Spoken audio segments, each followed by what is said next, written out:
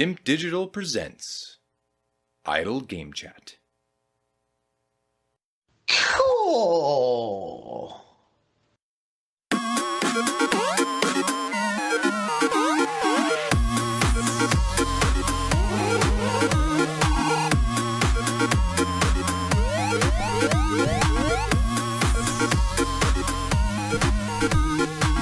So Logan, here you stand on the precipice of winning the Fantasy Gaming League Championship. It's all but over. I don't think Parky has officially conceded. He sort of said good job, but stopped short of actually throwing the towel in, which was disappointing for those that want the honourable concession to take place. But if we look at the stats, and I'll bring them up right now, should have had them prepped. Football Manager, it really caught me off guard that it was even getting scored. I mean, I've been checking. I think it was only the day before that I sent a message through to the group going, if you want the real shocks, Football Manager 2024 ain't even got a page yet. So yeah, out of nowhere, yeah, it's got a page and reviews because I had been checking. Yes, and that was your final game to complete the 10-game roster. It's on an 83 at the moment. It hasn't had a load of reviews. In fact, less than sort of, I think there's maybe 10 there when I last looked. So it's not, it's early days, we'd say, at this stage, but it's tracking, I guess, well enough to do the job, because that 83 gives you a total score of 859 points. Parky, with one game remaining, which is Super Mario RPG, stuck on 754 points, meaning there's a 105-point delta. I mean, it doesn't matter what Super Mario RPG does, it can never catch your score. So you've got probably a 10-point delta to play with there. I mean, Super Mario RPG would have to score a 95, and even then, I think you'd win on a tie break because your highest scored game's higher up on your list. Because you've both got a 96, which is, I mean, that's unbelievable, really. That's churned out. But I mean, it looks, for all intents and purposes, it's done. The banana skins have been avoided. Every game, as we stand here, scoring 80 or above, and on course to land a new Fantasy Gaming League points haul record. So it must be happy days in the Logan household, for sure. And just to make that even sweeter, I think it's Mr. Biff that had it before. Yeah, Biff's got it at the moment. So you could knock him off his perch. 852. So you're not completely out of the woods. You've got an 859, but to take that record off him as well will be extra sweetness. Even though he's joined you in the bald-headed gang, so maybe the Ten Hag. Finally, some might say the bald frauds of Ten Hag and his merry men. No turtlenecks though from either of you. So that's. I haven't got the chin to pull off a turtleneck, so it's out of question. Is that what you need, a chin? Yes. Could I do it? I haven't got a neck. Is that possible? I don't really know. Well, what's the rules? How do you get them on? I don't know. I've always thought that you need a strong jawline to pull off a good turtleneck. Otherwise, it all just blurs. Well, a decent beard can cover that up, though, if you just let it get out of the woods a bit. Possibly. Might buy one. But yeah, I don't deal in turtlenecks. No, not my bag. I don't think many people do, to be honest, these days. But average of 87, 2 subs to your name, or transfers as they're called, and it looks like it's going to be happy days from here on out. Immediate thoughts? It feels like it's going to be happening. I'm just reluctant to declare victory because you just never know in this life. They could go, "Oh, sorry, we've put that on the wrong score." So yeah, suddenly the scores for Pikmin just disappear and it goes down to a 0, and you're like, "Well, what's happened there?" But I thought once when we did the draft for this year, thought it looked pretty good, to be honest, and I kind of felt like I was in a good position. To be fair, I think the transfers that Parky's made and the games that he's got in have kind of rescued his roster and made it really close. Because I think, would it be fair to say that he would get the new record if I had blown it? He'd be very close. Yeah, it would. Well, because he's got 754. Biff's was 852, so he'd need a 98. So actually, he may have just fallen short of that. And yeah, without sort of doing a post-mortem already, I mean, been around that mark though. Yeah, it would have been close. Yeah, I mean, it's not. It would have been no disgrace. It would have been 10 points off, which is better than what most people muster up. Really, the story for that team is that there's a certain Destiny expansion sitting on a 71, which really just cut the legs out from underneath them and hampered the whole experience. Then it relied on you slipping up, and it didn't happen. Yeah, it was always under pressure after that. Yeah, I mean, I think everyone largely in this has done quite well because it's a weird kind of game. Like I literally pick the people basically, and then it's in the lap of the gods. So to claim some sort of tactic or plan or like really it's up to the other three. Yeah. And the only choice I've got is who I picked. And I think I got pretty good picks. And I don't like to say that because it craps on the others. Well, but they deserve it, didn't they, some of them? Well, Salmon, to be fair to him, has always, he's a newer entrant to the game. And I think he took a year. Was it his last year, his first year at doing it, I think, wasn't it? Yeah. So he was sort of a bit like, what's all this about and what's going on? And then this year he's, done better in it. And then Adcock, strangely, has decided to put his finger out for some unknown reason. Yep. Which was unexpected. So, look, I think it's been a good year for games. It's been a good year largely for the entrants, other than Hall, you'd have to say. Yeah, we will get on to the Grand Prix because that's painting a sorry picture for that poor boy. But Football Manager 2024, I don't think it comes out till next week, does it? Or it will actually be out as people are listening. The 6th. I believe. 6th, yes. So Monday the 6th on the free feeds. Those of you freeloading fucks that are out there, which is most of you, will be able to be playing that game. And it's a day one Game Pass. So yes. I think it's on that PC as well. So it's yes. Is it the console version on the PC, or is it the PC? Or are we? Because I don't like the way they fuck about with things here. You can play the console version on the PC, right? But can you play the real McCoy on there? So this is the interesting thing. I'm sure they're releasing both on here this year. Let's have a look. That's what I'm just doing because I'm sure I saw this and I was like, cool. So releasing, they are. So it is on there for pre-order. What's it say on the console edition? It says pre-order for that, which is on Game Pass. Okay. Well, maybe we'll take a rain check and report back on the next edition to see actually what they've done. But hopefully it's both versions. I'm pretty sure I can see them both on the store. Yeah, they are both there, but it's whether they both get that Game Pass tick in the box. Yeah, true. But we'll wait till they iron that out. In terms of... It's interesting that there's two versions anyway, because there's not two review pages, and I don't know how deep you want to go into the differences between the two, but there's one that's a console edition for reasons, citing that there's probably potential compromises made with that version, good or bad. Yeah. People might want a more simplified experience. What are the differences, key ones? Do you know? I didn't actually play the PC version of 2023 last year. I only played the console edition. But fucking bald mug didn't have a PC, did he? Well, I playing didn't. with him. Well, no, that's true. Yeah. So which one we're talking about? So yeah. Both bald mugs. So neither of us had a PC, and it's kind of you could plug your mouse and keyboard into the Xbox and basically just do it through that, which is what we did. They adapt it so that you can use console controls on it, and they just take out some of the more in-depth elements to the game to make it a bit less fiddly. But to be honest, it's kind of the sweet spot for how I like playing it anyway. Interesting. So I actually would probably, even if both go on there, I will probably play the console version only anyway. Yeah, and he will only have access to it anyway, so if you're going to do any co-op, you might as well just get involved with that. To be honest, I think the Football Manager Touch was the title. That's like a throwback to the old ones where you can get through a season in half a day.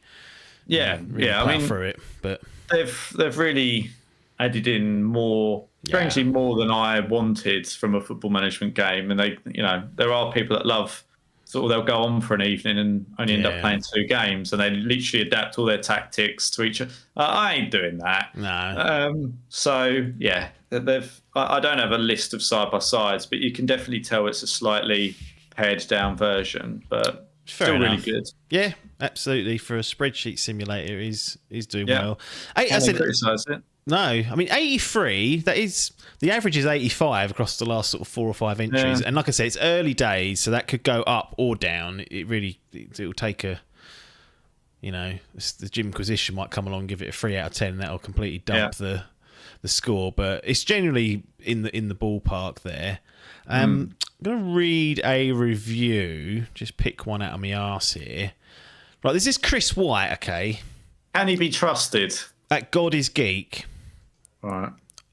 He's given it an 8.5, which is the standard score for Football Manager, I think. It's a safe one, isn't it? You chuck it at that and you don't get moaned at either way. Yeah. Football Manager 2024 has seen some strong improvements to the transfer market and improving your team, making it for a superb sports sim. I don't like it being referred to as that. But honestly, this guy, the amount of fucking reviews I see him on, let's have a look. In October through to now, he's done 1, 2, 3, 4, 5, 6, 7, 8, 9, 10, 11, 12, 13 reviews in a calendar month and change. What's going on there? Is he playing them properly? Well, imagine if you didn't have to do a Chris, job. get in touch. What are you doing? If you didn't have a job, you could do that. Yeah, he's got a job. Yeah. He's writing for God is Geek. Yes, this is what I mean, though. is This the is gig. job. So he plays the games. So I True. always wonder, though, like how long would I play Football Manager before I could review it? Like, it's such a strange game because it doesn't end. It doesn't have a natural end point. So No, play 3 where do you draw games, the line 15? under it? Yeah. a season. So with F1 Manager, I played for a season and a bit. I was like, I've done one full cycle. I've seen what happens when you start a new season, and I thought, well, that took 50 hours. I was like, I can't even be sitting here for another 100 hours because I might not do it again. I did, but I thought we might as well just get. Nothing's going to change fundamentally. I don't think in those next sort of few issues. It's going to be me blowing it or me doing well, and that's what the game becomes. You get a cycle of it, but it is tricky. Same with FIFA though, isn't it? All these sports games, they might have a career mode. Well, the career modes are endless pretty much, or 20 years, which you're not going to do. Story modes are sometimes offered, which can offer a way in, but yeah, F1 2023, when I did that, I was like, I've played 50 hours of it, which seems enough. Have I seen absolutely everything? Probably not, but you have to just draw the line somewhere. So they are tricky titles to be messing around with. Well, look, he had what, 12 or 13 games. Phil Iwan Nuke from PC Gamer. He's done 2 since October. So Sloppy. well, what's going on there? Rick Lane, Rock Paper Shotgun. Let's see how many he's done. 1, 2, 3, 4. Chris White is excessive with these reviews because he's always there lurking. Yeah. Churns out the volume, though. I write Gets the rewards. I write about video games for God is Geek. I'm a pretty cool guy. Just ask my mum. I will when she gets out of bed. Hey! Anyway, Football Manager 2024 in the books. That gives you an excellent score, and all but the ceremony needs to be done on that front, but we will keep an eye on it in case there are some disasters, because Cyberpunk came out and got a 91 1 week, and 2 weeks later it was at a 71, so it can happen once people get into the nitty gritty of it all. Let's break away now and introduce the podcast before it goes too long. People complain. Idle Game Chat, this is Dimp Digital's flagship video game podcast, which is a completely grassroots and independent endeavour, for those that are wondering. We don't get time off to play the game, so we can't churn them out like Chris White. Can't do 13 a month. Can barely do 1 a month. Struggling. So to stop us struggling, go over to patreon.com/dimpdigital and join the community. #hand in pocket. I'm going to continue with some FGL stuff because a couple other items to get through. First of all, in the Grand Prix, just to note, Paper has Football Manager 2024, so he's received that 83, gives him a score of 793. I will go through the table in a moment. So he's got his scores in his clubhouse. He's in his feet up now. Hall continues a wretched run of form, and WarioWare Move It gets a 75, which, you know, he's had an awful year. I mean, it's not awful because he's had some real shitters in there, but generally had one of the worst years I think he's ever had, and that hasn't, not a single game above 85, not a single sausage in there. 1, 2, 3, 4, 5 games under 80. You've blown it, son. I mean, the only chance he's got, that Super Mario RPG will probably get like an 89, but he's done so poorly overall that he's made 35 points worth of subs as well. So that's a struggle, isn't it, for him? It's got to be one of the worst years that isn't done by Adcock, right? I will look it all up. It's definitely up there. Put him on the spot. Get the numbers done. It's definitely one of the shitters. I was just trying to look earlier and I couldn't be arsed. But it's a lot of data to sift through, isn't there? And a lot of numbers and a lot of gump to go through, to be fair. It's gone down to a 74. I just refreshed it. So it's not going... It's on the slide, that one. Steve Watts, GameSpot. WarioWare Move It maintains the series' zany sense of humour and experimentation, but often asks more than the Joy-Con motion controls can handle.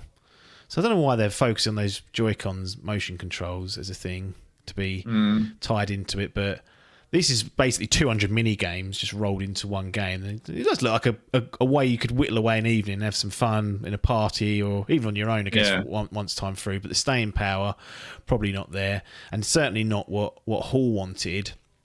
In terms of the Grand Prix, where that leaves us now with actual facts and figures, we do have paper with the clubhouse lead. 10 games out, an average of 80, 793 points.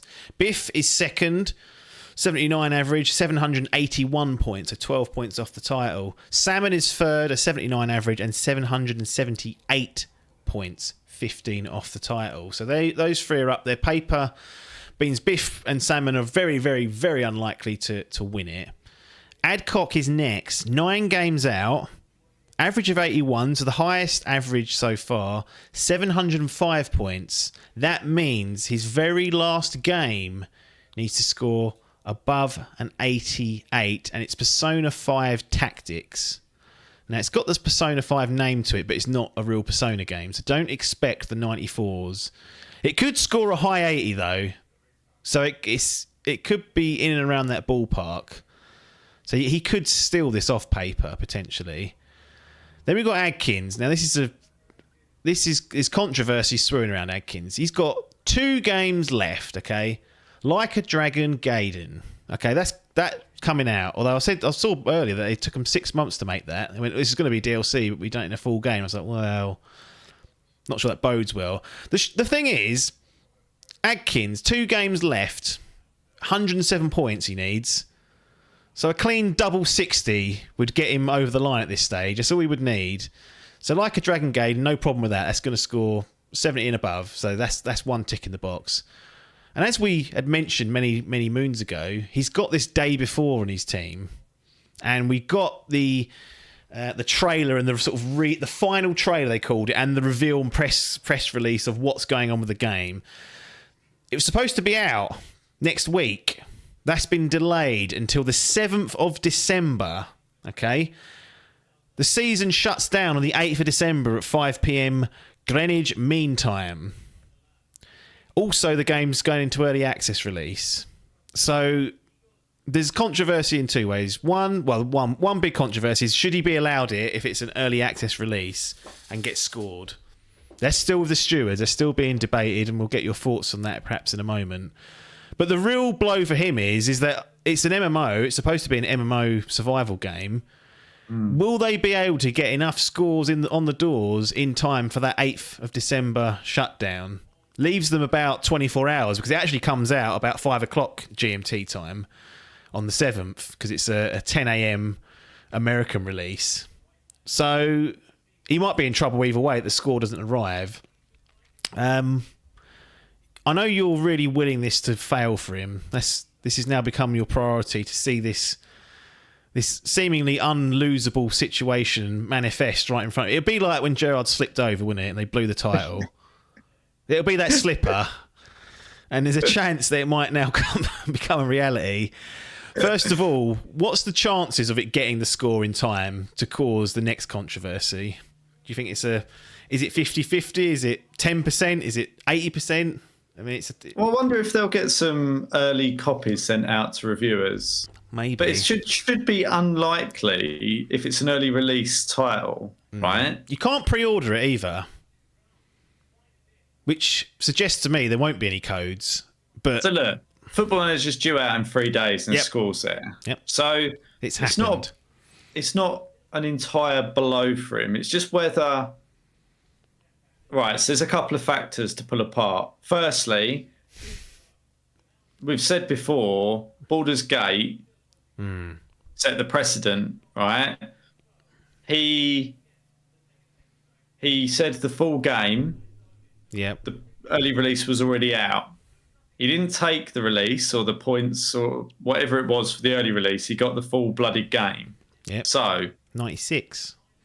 Can you then, even if it is early release, take the points for this game?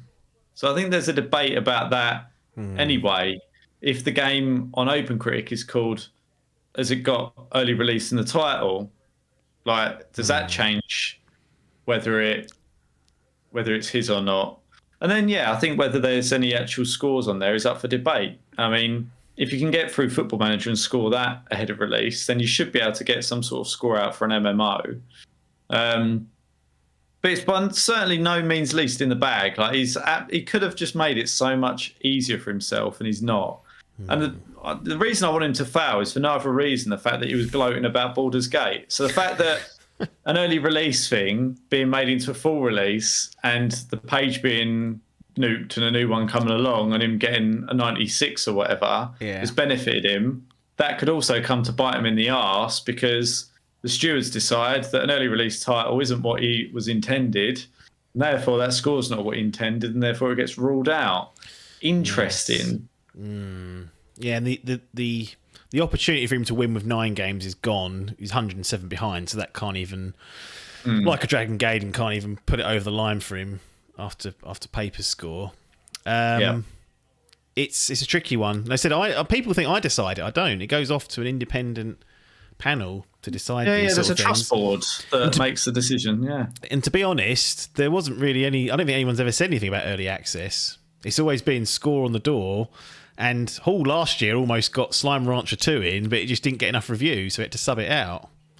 It'd be interesting to see what's said, because clarifications do need to be made, I guess, for future games, but were people working under the assumption that an early access title would have been accepted?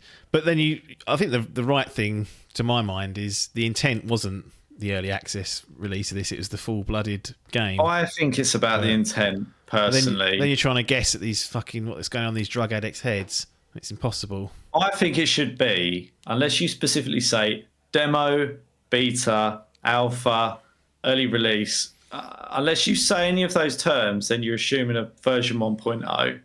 Like, whatever that is. That would be my interpretation. Yeah. But I mean, the thing is, this is tricky, right? Because we've mentioned already, Football Manager doesn't have a console version page or a PC version page, even though they're different games. No. And if I said Football Manager 2024 and there's a different score for console, say, as there is for PC, what do we do?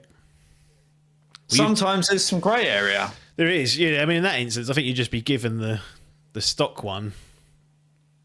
Yeah, I think I would. Yeah, that's how it'd work. But that's interesting.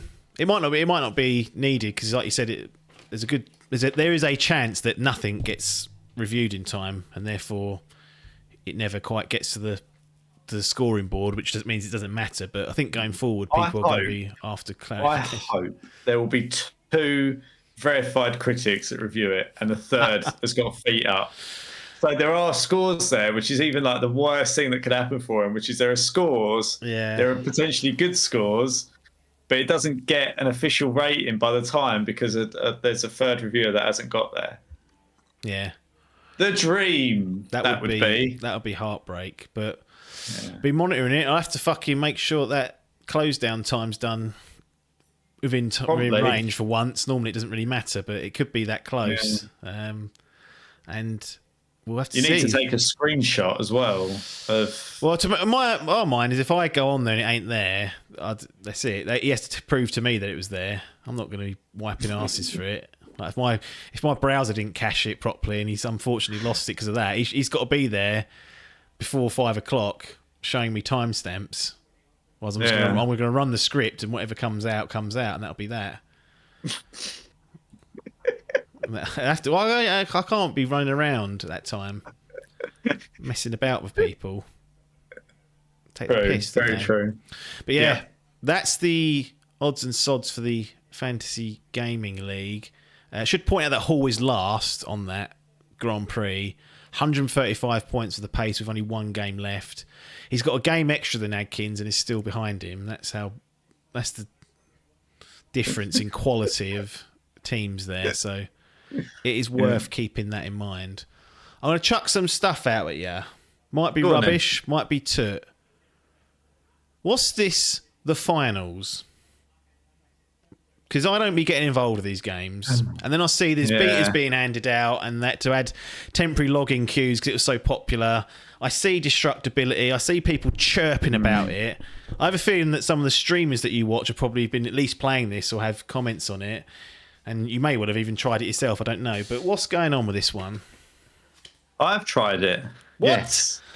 Yes, I've tried it. Tried being the key term. Not happy with tried it. is the key term. Well, there's an idea there.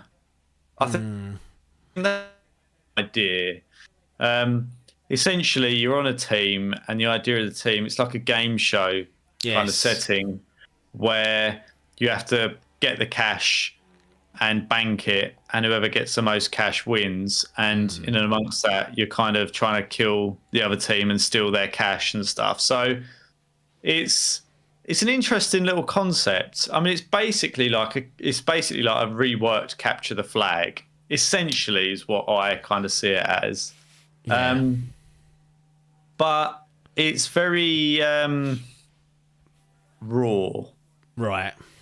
It's a beta. I mean, yeah. Where's its open critic score for that? It looks okay.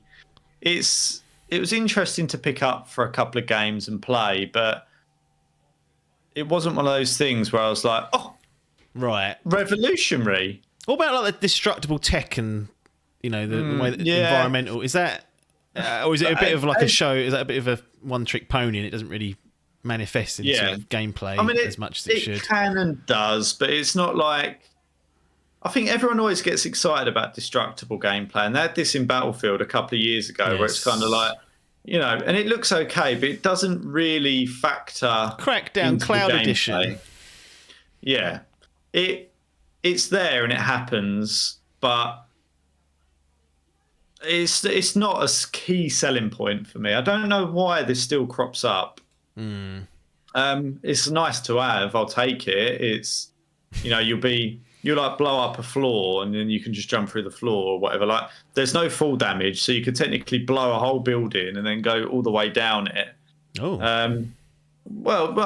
It's to what end though is always the point. But yeah, it's all right. It's a good little bit of fun. Shooting mechanics are not that sharp. They're a little bit dull, I'd call them. What'd you play on PC or? No, I did it on console. Bloody hell, you got that PC sitting there for liquid precision. It is, but I'm not loading it up with turt, is the point. Well, I've seen CSGO lurking on there, so that... Well, CS2 PC I should say. Specific, yes. Is it is Counter-Strike 2? It's not called Global Offensive anymore, is it? No, it's CS2, Counter-Strike 2. But yeah, it was okay. It doesn't feel like it's... I just think people are so bored of Warzone and sick of that they're looking for anything that just gives them that what do you call it, taste. If there's no Coke, people get Pepsi, right? Is it that different? I don't drink that stuff. Is it? that No, much? Or people mean- just, when they go, oh, I can't only drink Coke, and you're like, well, you're just going to go without then? And they go, well, they get Pepsi. I've seen them do it. They'll get Dr. Pepper if they had to. They'll get whatever they need. But yeah, it's okay. It's not. I don't see it being like the next big thing. I expect that this will get clipped and shoved in my face at some point. But it's an interesting concept. I think there's something there, but yeah, I don't know if it's. I don't know if it's going to become like a PUBG style thing or. It's under the cosh because they've already got backlash because apparently it uses some AI voice acting. People are like, you're doing them out of the jobs. I was like, well, are they? Who gives a shit, really, about voice acting? Well, if what Musk says is true and you ain't got to go to work, and bring it on. I'll sit at home, thanks. You pay me to sit here. Pay me more to do less. That's the idea. Or say you don't need money. That's never going to happen. So you don't. So is it what is it? Extraction or deathmatch or? It's a deathmatch or last man standing type battle. No, royal? so it's a deathmatch, and I think it's 3 per team, and the idea is to go to these extraction points, kind of like keep them and extract money. So you kind of, once it gets to a certain point, the balloon goes away or whatever it is. I can't quite fucking remember, but you basically go there, you capture it, you put the gash in and you get the gash, and then the most gash wins. And whilst you're doing that, the idea is to kill them. Yeah. So obviously you're on a respawn or they have to res you. And whilst you're doing that, you've got the advantage. So it's a mixture between kill people and extract, essentially, is what it is. Okay, But it's, I still think that Dead Drop will be an interesting addition to this kind of battle royale thing that's coming out. I don't see there being another big challenger beyond that at the moment, to be honest. Yeah. Interesting. You don't think it's going to necessarily catch on? Is the feeling of people talking about it much, or is it sort of like, it's okay? The only reason I even knew about it was because Pee-wee said, we were a bit bored the other week. And he was like, download this because Gally has been on at me about it. So okay, right, mate. It's starting to make sense has now. been, so it's just for a grapevine thing. It's not even like I got hyped up and saw it on a stream or anything like that, or that there's this big sort of thing going on about it. It's one of those things where it's like, that was all right. And then haven't been back to it since. So yeah, I don't think it's got the legs personally, but we'll see. We will see. We'll keep an eye on it, and I feel like there's just not enough room for some of these games. Like, you've really got to somehow strong arm your way in and push something else out, because it has to be really good. It has to be. There has to be something there that makes you go, "Fuck me! This is like, there's nothing else like this." And if it's a shooter, like the shooting has to be, or the guns, or what, something has to go. This is amazing. Like, something about it, whether it's the style of the game or like how the game plays out, whatever it is, it has to be different, and it has to have something that nothing else does. And I really do feel like this sort of the finals is basically a capture the flag just redressed. Yeah, and that's not radically different. And the shooting is a bit, as I say, it's not snappy and pointy. It's a bit kind of like wishy-washy and sloppy. Dull. Like, it is a bit sloppy. So this is what I mean. There was nothing there. I was kind of like, this is fun for a game or two, but would I sit there playing it all night? Would I go back to it 4 nights in a row? Like, probably not. Like, there's. It's fair enough. Well, look, maybe we'll see if they do any meaningful updates, and if you check back in with it. What I will say, if you're doing this, fucking prompt me, because I ain't got any show notes here. I'm just flying by my arsehole. I could just added that in. Luckily, struck gold with it. When you said it, I assumed you'd see me lurking on it. That's why you chucked it out monitor people like Adkins does. If I go on a game, he's fucking, what are you doing that for? And I'm like, I just accidentally clicked in the tile. He went, you started playing Starfield. I went, no, it launched on my PC by accident because I thought it was updating. I hit the button and it played it, and he was like, Sees it cropping up in that feed, doesn't he, or whatever it is. He goes, "What are you doing that for?" Yeah, exactly. Not allowed. So I don't know what people are up to, because people do some strange things. Bungie tells Destiny fans, "We know we've lost your trust," amid layoffs and delay reports. Yeah. So it's been reported. This has not been confirmed, because I'm not going to come out and say, "Yeah, we just sacked 100 people," but it's been reported by a number of different websites and corroborated that about 8% of the studio's been laid off.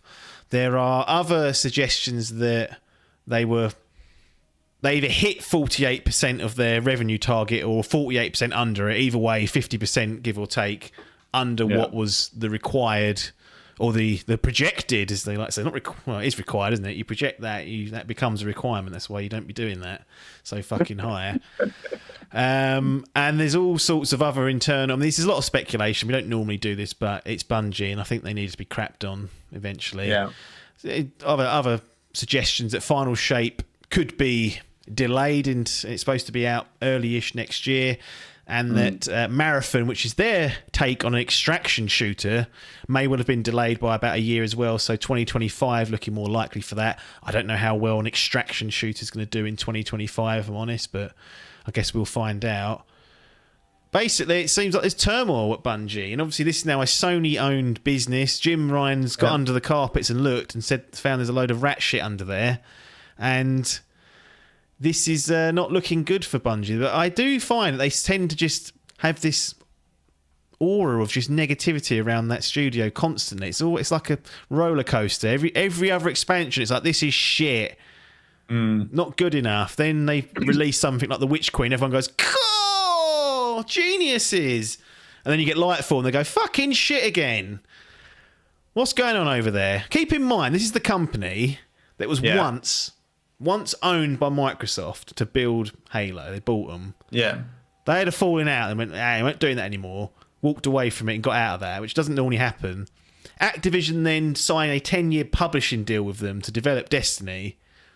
They get out of that early and say, "No, that's not working out for us." Sony come along and say, "Well, we'll give you 4.5 bill for your services. Come in with us into our family." And within a year, there's already turmoil potentially brewing away. At some point, do Bungie not have to look in the mirror and say, "There's something we're doing here that makes us seem like right dickheads, because we keep falling out of all these partners"? I'm not saying they're falling out with Sony now, but yeah. It just it's seems not like rosy, is what you're saying. No, it just seems like this studio is just fraught with just arrogance and poor decisions, and yet still manages to have a successful product that comes out. But they certainly don't seem to stick to their partnerships for the long term. And then you get this level of shit coming out. So Dave's probably crying at home, seeing that his Destiny's crumbling. I don't think he's particularly enthralled with the way that they've taken it with seasonal content, and I think there's like free monetization things. There's like the seasons, there's the expansions, there's that silver, there's it might even be more than that, but the amount of times you go into that game, they're like, "You can pay money for this." You're like, "What, is this not included?" Nope. Like, what the fuck? It's free to play now, though, isn't it? That's the excuse they've come out with. Well, you need to make it simple. But as you say, it is layers of monetization. As you say, even if you ain't grandfathered into that game, if you've been playing it since the start, how on earth does a new player get into that game now? A quarter of the content's locked away in the vault somewhere, so you can't even get the story elements. Like the onboarding is just atrocious. I would love to show you my quest list on there because it's fucking outrageous. There's no way. Like, obviously, I haven't played it since God knows when, like for about 5 years. So I've got 5 years worth of content to somehow figure out. And you haven't been buying the expansions, so it's not like you've been buying the access to these missions. They're just. But you've got, honestly, on top of that, you've got this like seasonal challenges and seasonal this, that, and seasonal content, and then you've got like Halloween content that's like rocked up. I mean, to be fair, there's content galore. Yeah. But it's almost like this like plethora of shit, and you don't know what you've bought and what you haven't, and what you've got, what you can play and what you can't, and what's locked. Honestly, it's mad. But they've monetized it, and they've gone down this whole season pass thingy that hasn't obviously gone down very well. I don't think people generally enjoy the seasonal content anyway. There's no grind on it anymore, particularly that people used to love doing. There's no, you can craft the things you want, like all of that. The loop that they had and that grind loop that brought everyone back doing the same missions over and over and over again is gone. Yes. Which is really weird to see, like the fact that light is basically not a thing and that the leveling system's gone. It's just really, it is a completely different game. Level now. Yeah, but rightly, yeah, it's just really strange, like what they've done with it. And I don't know. The thing is, they did do Destiny, and then they did Destiny 2, right? Yeah. And then Destiny 2 is just not. There's no Destiny 3. Like it's just fucking add-on and add-on and add-on. But Destiny 2 should never have existed. It should have been Destiny and then add-ons. They should have done it as a seasonal thing, or like the whole model is weird. Is what I'm trying to get to. Yeah. Like there's flip-flopping. There's chucking shit out there. There's just layers of crap. It's mad. So yeah, fuck knows. I don't know what they're up to. No. Basically, needless to say, it's not enticing you. Well, yeah, I am. I'm playing it. What, Destiny? Yeah, I'm playing a bit of Destiny. Why are you telling me these things? I've done it again. Well, I'm just trying to fucking figure out what's going on.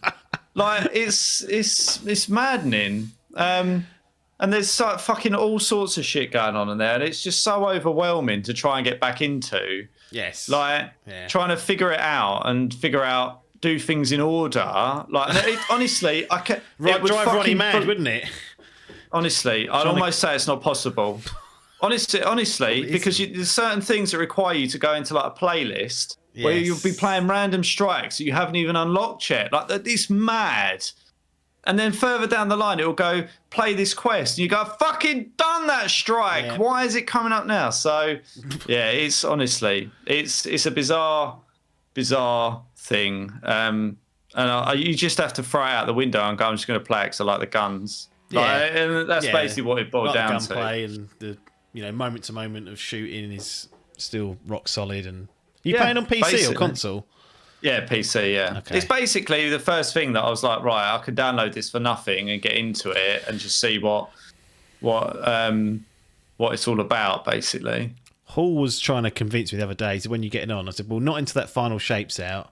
That's my new benchmark. And then after that, I said, also, I would anticipate at some point, once they're done, quote unquote, with this arc, this light and dark arc, that someone has got to sit down and say, right, how do we make this journey if someone wants to get in now and start so they can feel satisfied and maybe they have to lean out or do like a express tour for it. I don't know what the answer is, but it is like one of those things where even like I've missed a few years. After I missed 1 year, I didn't feel too bad, but you'd come back and be okay. But it just seems like they've gone into overdrive with the amount of content that if I went in it now, you're right. I'd be like, it would annoy me so much. Like Ronnie wouldn't accept.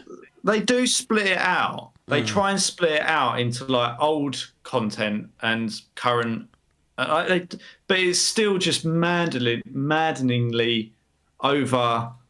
Like it's just so I can't even describe it.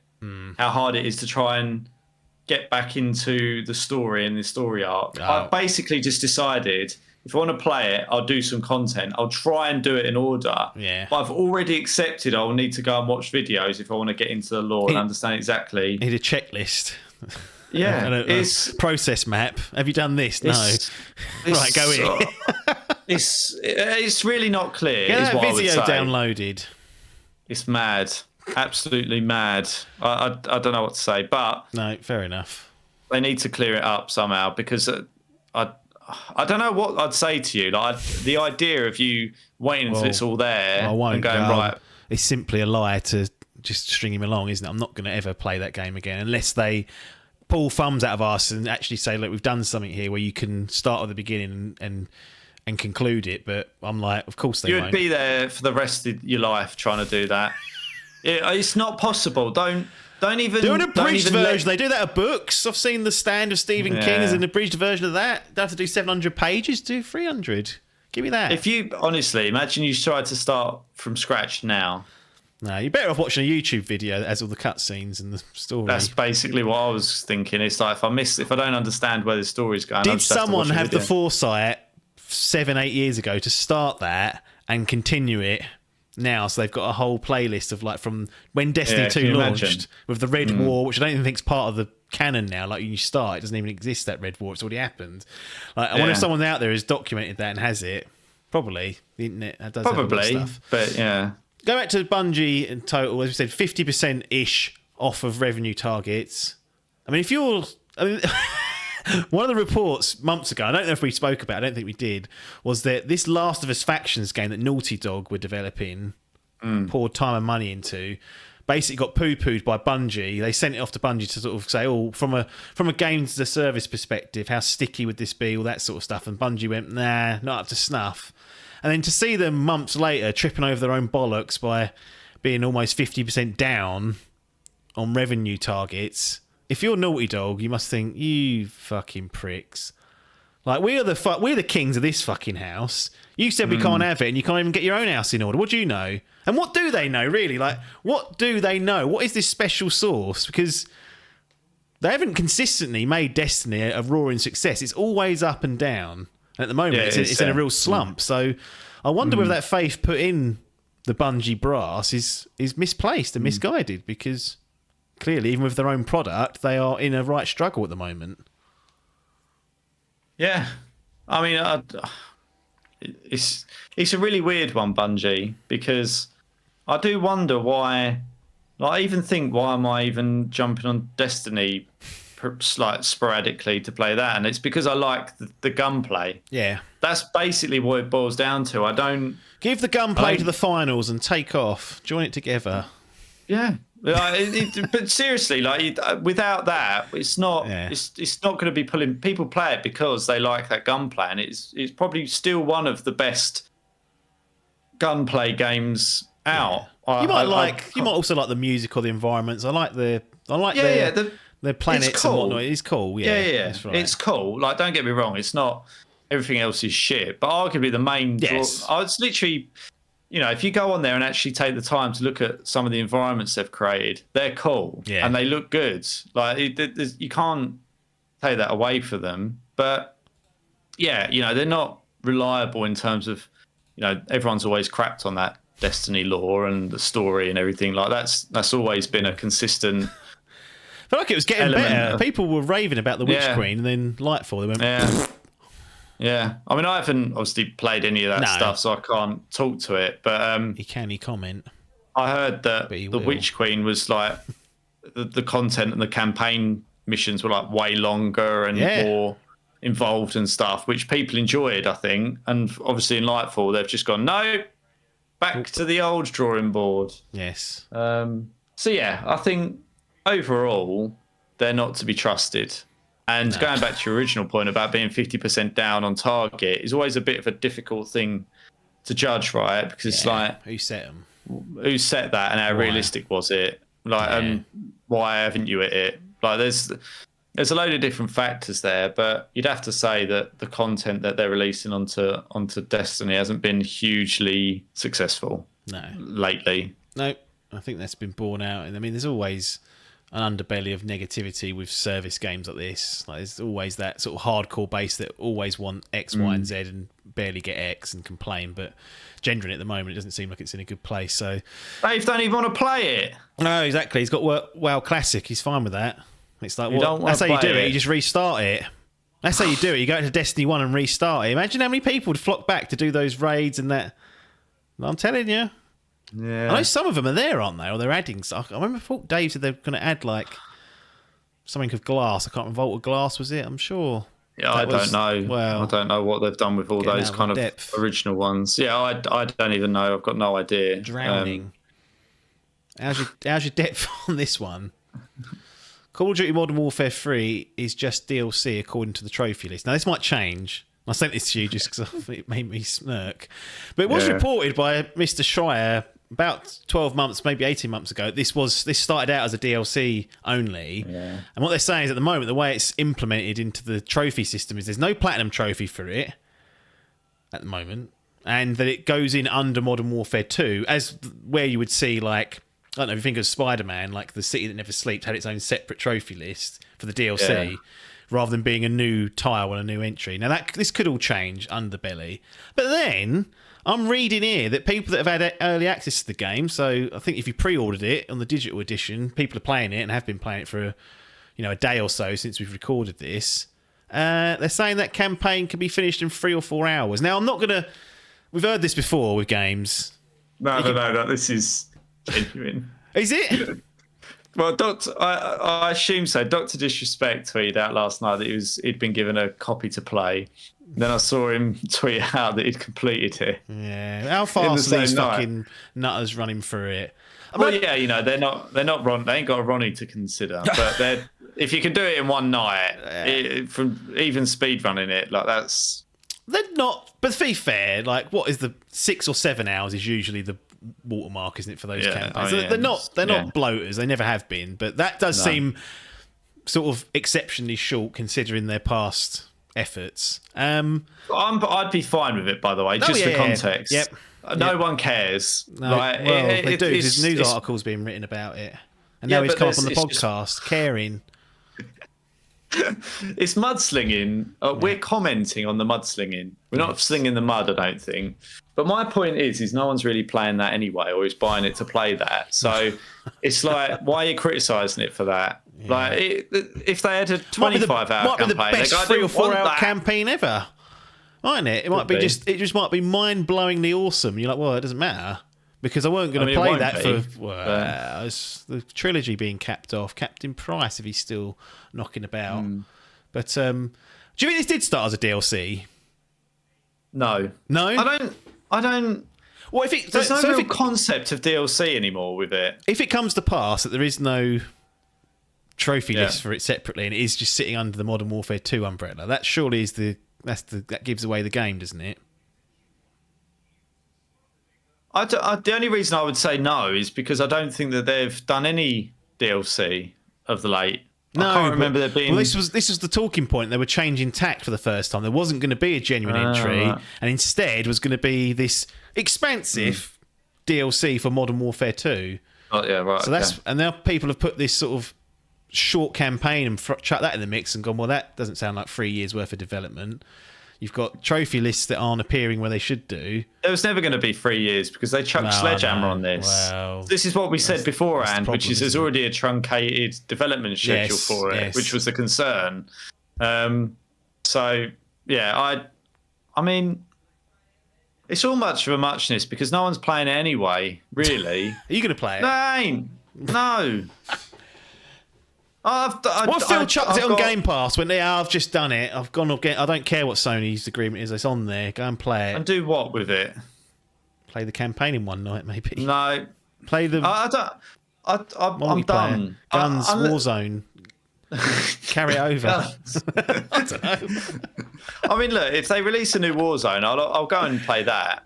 But the only reason I even played Modern Warfare 2 when they released it is because there was like a 2-week window before that and when Warzone come out. So I was like, oh, do you know what? We'll give it a go, play it for a couple of weeks. It was not getting crapped on. It's a Modern Warfare game. It can't be that bad. But with what they've done with Warzone 2 I must admit, I didn't particularly enjoy Modern Warfare 2 either. I just think I feel like I'm done with it, especially now I've got this PC and I've got CS and stuff to play. Like, I'm just like, I don't know. I just wonder what gap that would be filling for me. Yep. There's a lot of competition out there, but I assume it'll do well. But it'd be interesting to see the reception and actually when it all comes out. This whole segment might be out of date before it even gets to the patrons. That's the disaster of bringing this up. They've fucked themselves with Warzone. Like, it was getting that all snarled up and the success of it and the focus on Warzone and everything. It's kind of like they've got themselves into something now that they can't get themselves out of. They'd like got to feed that beast as well. Yeah, and it's I don't know what they pivot to and how they do it. They've got, as I say, they've got themselves in a mess. I don't know what they're going to do. No, but it will still do well though, won't it? Like, as in, it'll sell. It'll be one of the best-selling games of the year, surely. You'll have the same old characters playing it. Yep. Fair enough. Right. We're going to transition out, go to some game impressions as we usually do. It's Spider-Man 2. Reasonably timely for us here at Idle Game Chat. Adkins and I have got through the game. Both platinumed it. So we've got our platinum trophies, which we'll talk about how that fares in the actual body of the discussion. Not to tip my hand, but I am somewhat surprised that... Let me just check. As of this recording, I'm surprised that Spider-Man 2 is still sitting on a 91. Cool. That's all I'm going to say. That seems just a bit high. Not by much, but once you break the 90s, that is a benchmark and a milestone. Most reviewers giving you 9. Well, I am doing a little bit, but you'll get the context in about 3 minutes. I am surprised. I'm simply surprised that it's got a 91 more than the original. Because in many ways it's better, but in many ways I kind of had more problems with it. But I'll save that for the discussion. Everyone can now sit there with bated breath going, what's he going to say? It's like, well, I'll tell you what Ronnie didn't like. And you'll go, why is he getting snarled up in those things? And I'll be like, well, you know how he is. So make your games around him, I say. Don't try and annoy him and antagonise him with times a day changing. That's all I'm going to say. Because it's starting to get up his nose a bit. Of these side quests. It's 2023. Clean yourselves up. Anyway, we're going to close out. Little short transition. And we'll see you on the other side.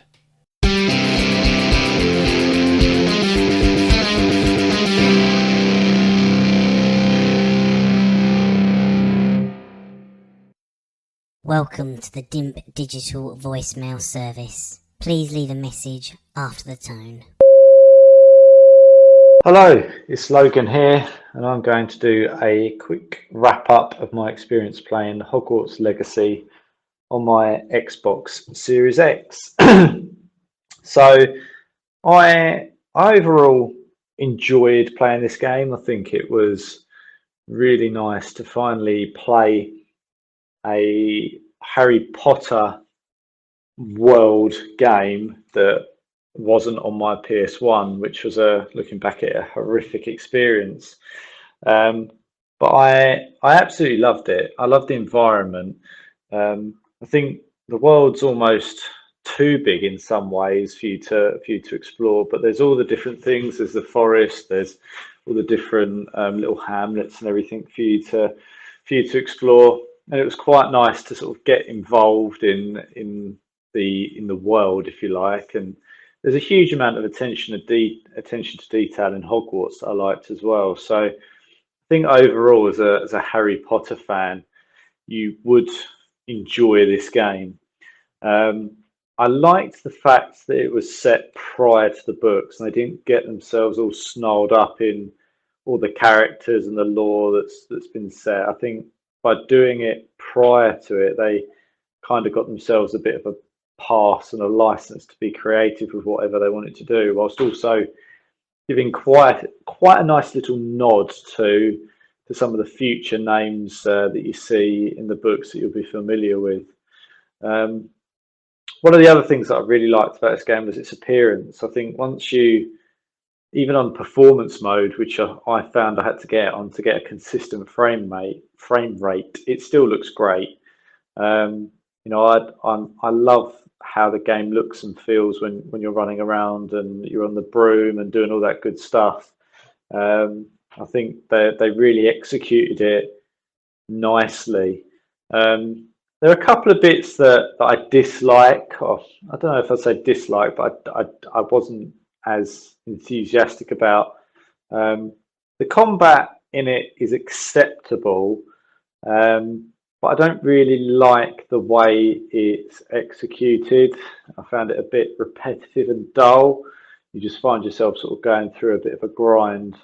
But I appreciate it's also tricky to get wand combat right. I think it's a really tricky thing to do. So not too much of a downer put on them for that. I also felt like the story is a bit lengthy. It reminded me of Assassin's Creed Valhalla, where there's almost so much to be getting on with at times. It's a bit overwhelming, and there's so many side quests to do. Say side quests, like side activities, that it can get a bit. It feels a bit too much. I think I spent nearly 50 hours all in all going through it in the end, and I could easily have spent probably more going around and mopping up some of the more mundane side quests. I think because of that, I feel like the story becomes a bit hollow towards the end. It's not a horrendous story by any means. I think overall I enjoyed it, but it does feel a little bit dragged out. But overall, really positive experience, and I think it's well executed. Enjoyed my time, most of my time, should I say, and overall, I would put it in my gaming gallery with an overall rating of silver. Here we are then, back with some game impressions to close out this edition of Idle Game Chat. You got apps here, and the reigning and defending Dimp Digital Gaming Quiz champion, Tom Adkins, not Adcock. Will he take the Grand Prix title? That's the question. Now the news is out about the day before. Is it called? Day before. Officially, I saw a little thing from it. They got the name back, so that's been back. So it's been covered in some aspect, but they patterned something else, didn't they? It was fucking. It was I think in Scramble they thought, well, we need to get something else in play. But yeah, it's been officially confirmed as Intellectual Property Tribunal. Cool. Yeah. Tribunal. Thanks for all that dross. But it comes out the day before the deadline, so that's going to be tight. Oh, really tight. So we'll find out how it all goes and whether there needs to be appeals and stewards and protests put in, because it could get messy with it being early access. But swinging. We'll see what happens there. Also, I was informed that you told a little lie in the Starfield chat. Oh. They said you can't respec your character. You can change their appearance. You can go to a thing. Can you not do? Well, that's what I'm told. I did Google it. It did say no, you can't. And I was like, well, do I trust? I trust the first AI generated Google response? I didn't ever do it. I assumed you could, because there's like a place that you can go to completely change your character. So I assumed you must be able to do it, but appearance only. There's also criticisms of giving a game that you couldn't finish a silver, but that's a different story for a different day. Would it have been a platinum if you could get through it? I was like, I don't know. If I could get through, if I could actually see the end credits, and it could have been it might be an end credit scene. I don't know. Well, that's what could happen. Who knows? But this is Spider-Man 2, Insomniac. Sony's, it's pretty much their only console first-party game this year.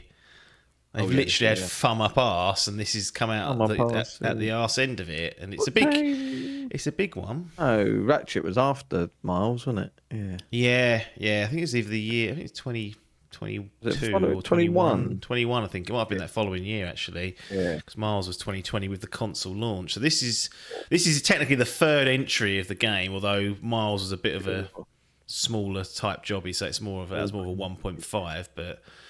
Third sort of separate entry. I did just watch a interview. It's quite good actually. You should watch it. A sort of breakdown of the game with the director, and he said in his eyes he sees Miles as Spider-Man 2 and this game as Spider-Man 3. Well, what's your name in then? You didn't commit to it though, did you? Quarter the length, half the price, basically.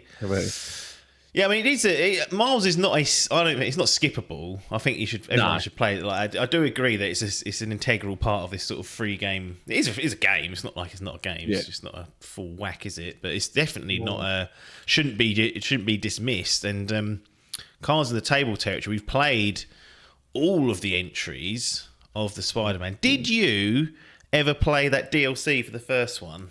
The City That Never Sleeps. So you got through all. So all content's been done. We've platinumed both entries that we've had previously, and now we've both platinumed Spider-Man 2. The hat trick has been made. Although there's one trick. You have one more platinum than me. Do I? And that is Spider-Man Remastered, yes, of course. It's a completely different ball game. Yes, I'm just trying to look up what we gave the old jobbies. Let's have a look. So you gave it a gold, the original. I also gave it a gold. Did we? I remember really liking Miles. I think when I reviewed it, I think I went higher. I think if memory serves. Let's have a look. Let's have a look. Miles Morales, Adkins, stuck with the gold again. Stuck with the gold again. Right. Scared him. What did I do? Thought I've done it twice the now. No. I gave it a silver. Don't know what I was thinking there. Oh, and then most recently, my playthrough, Spider-Man OG got bumped down to a bronze. I believe. Is that true? Did I do that? The remaster. Yes, I did. The remaster down to a bronze, and then Miles got a silver. They were the bronze on the remaster was because it kept crashing. Right. For about an hour in the game, I couldn't progress. Well, it wasn't an hour, but I think there was a part of the game which was unstable, and I was trying to do side content, and it just kept crashing. So I thought, well, I'll move forward with the main story, and it kind of unpicked it. But I was like, well, I can't be having that. And I had a few other little small issues as well. With that, and then Miles Morales, I think I just got fed up with some of the smaller stuff, how it was structured. But these keep crapping a little bit. In any case, we've played it all and generally liked what we've played. Yeah. So Spider-Man 2 under big pressure to fulfill its previous entries' boots, but also carrying the weight of this PS5 this year. I mean, I know we had Final Fantasy 16, but not first party, believed to be timed. This is the only true console exclusive they've done. They've obviously released VR and all that sort of stuff, but this is for us in this realm.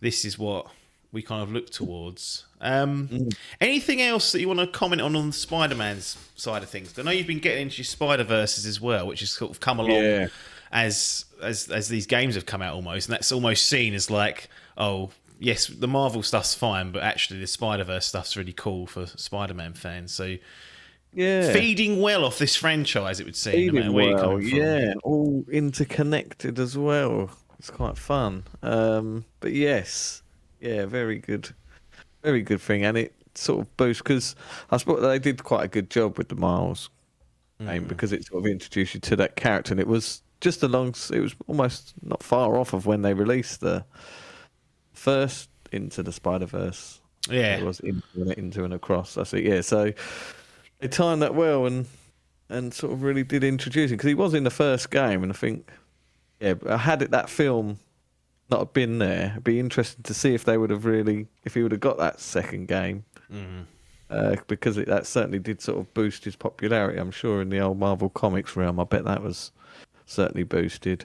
Yeah, he's always been a big character, but also he's quite a new character as well. I think his creation, certainly in 2000s. Oh, really? That recent? Yeah, I don't think he's not like an old OG. He was first in 2011 was his first appearance. Miles, yeah.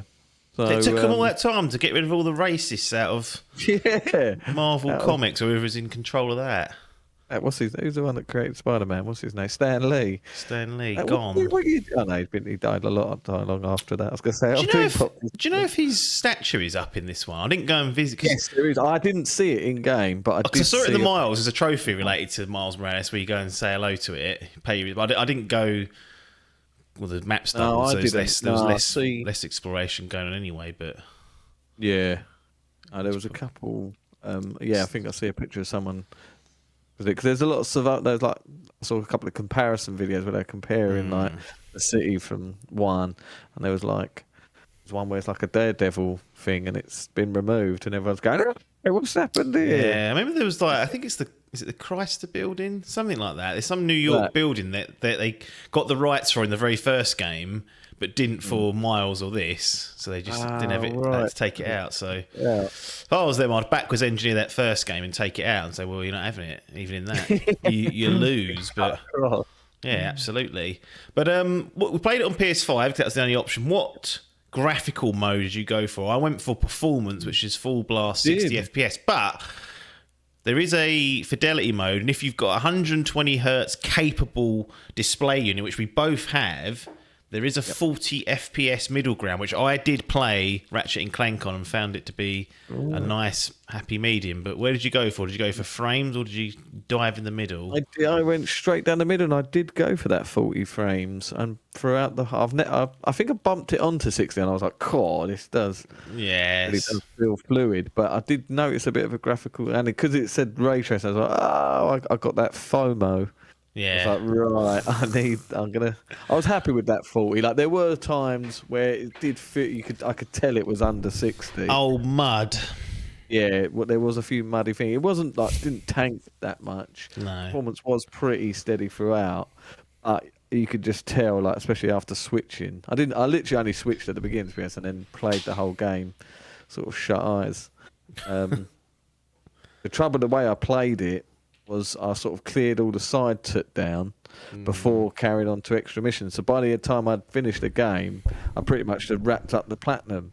But in my head, I was like, oh, I'll get all the main stuff done and playing this mode because of all the cutscenes and stuff and the cinematic feel. Yeah. And then the side I was going to stick it onto 60 just to, just to see a bit of difference. But to be honest, since I've platinumed it, I've sort of not really got any reason to go back to it at the minute. No, that's always the trouble when you play something that extensively. I'm just checking my hours, that's all. So the platinum run, I got, according to this, it's not always the most reliable, but 28 hours I've got logged on the front dashboard, 100% obviously, to get that platinum. Yeah, that's handy. So that feels maybe exactly the same, I think. A shade shorter than the first one. I will say, and we'll talk about the game in more depth, but just on the platinum run itself, this was much less grindy than that first one because those random crimes weren't a requirement, and generally just by doing the side activities.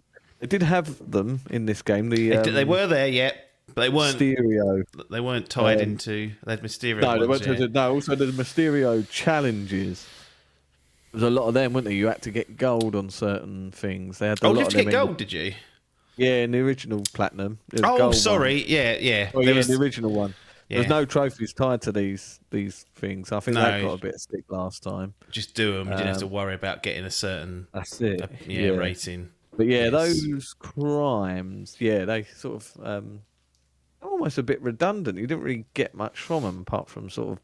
No, you got XP. There was no tokens handed out. I mean, we'll get into it, but they did simplify the token system, which I think was needed. But they kind of started to do that in Miles, actually. Having played that, there's like a couple of token types. But let's say the platinum in this one was far less of a grind. It was kind of like naturally by playing the game, you do 90% of them, and then there's a couple, maybe a handful that are related to using certain abilities enough times, and some other like aerial-based challenges in terms of moving around and getting from A to B. So if people were, because I remember you really not liking that original platinum, it got up your nose a bit. Spider-Man may have been on course to earn itself a platinum, but the having to go through every district, do every crime, and they had multiple tiers of crime types because there were like 3 factions, and you needed to do 5 in each. It was because when I redid it, I was like, oh yes, I remember. There was the car chase ones as well. They were an absolute night. I noticed that they've changed that on this time around as well. Yeah, they just ripped it out. You'd just be flying through and you'd get shot out of nowhere, out of your control, and then that was it. It was like, because you had to get the little challenges as well, and it was like, don't get hit.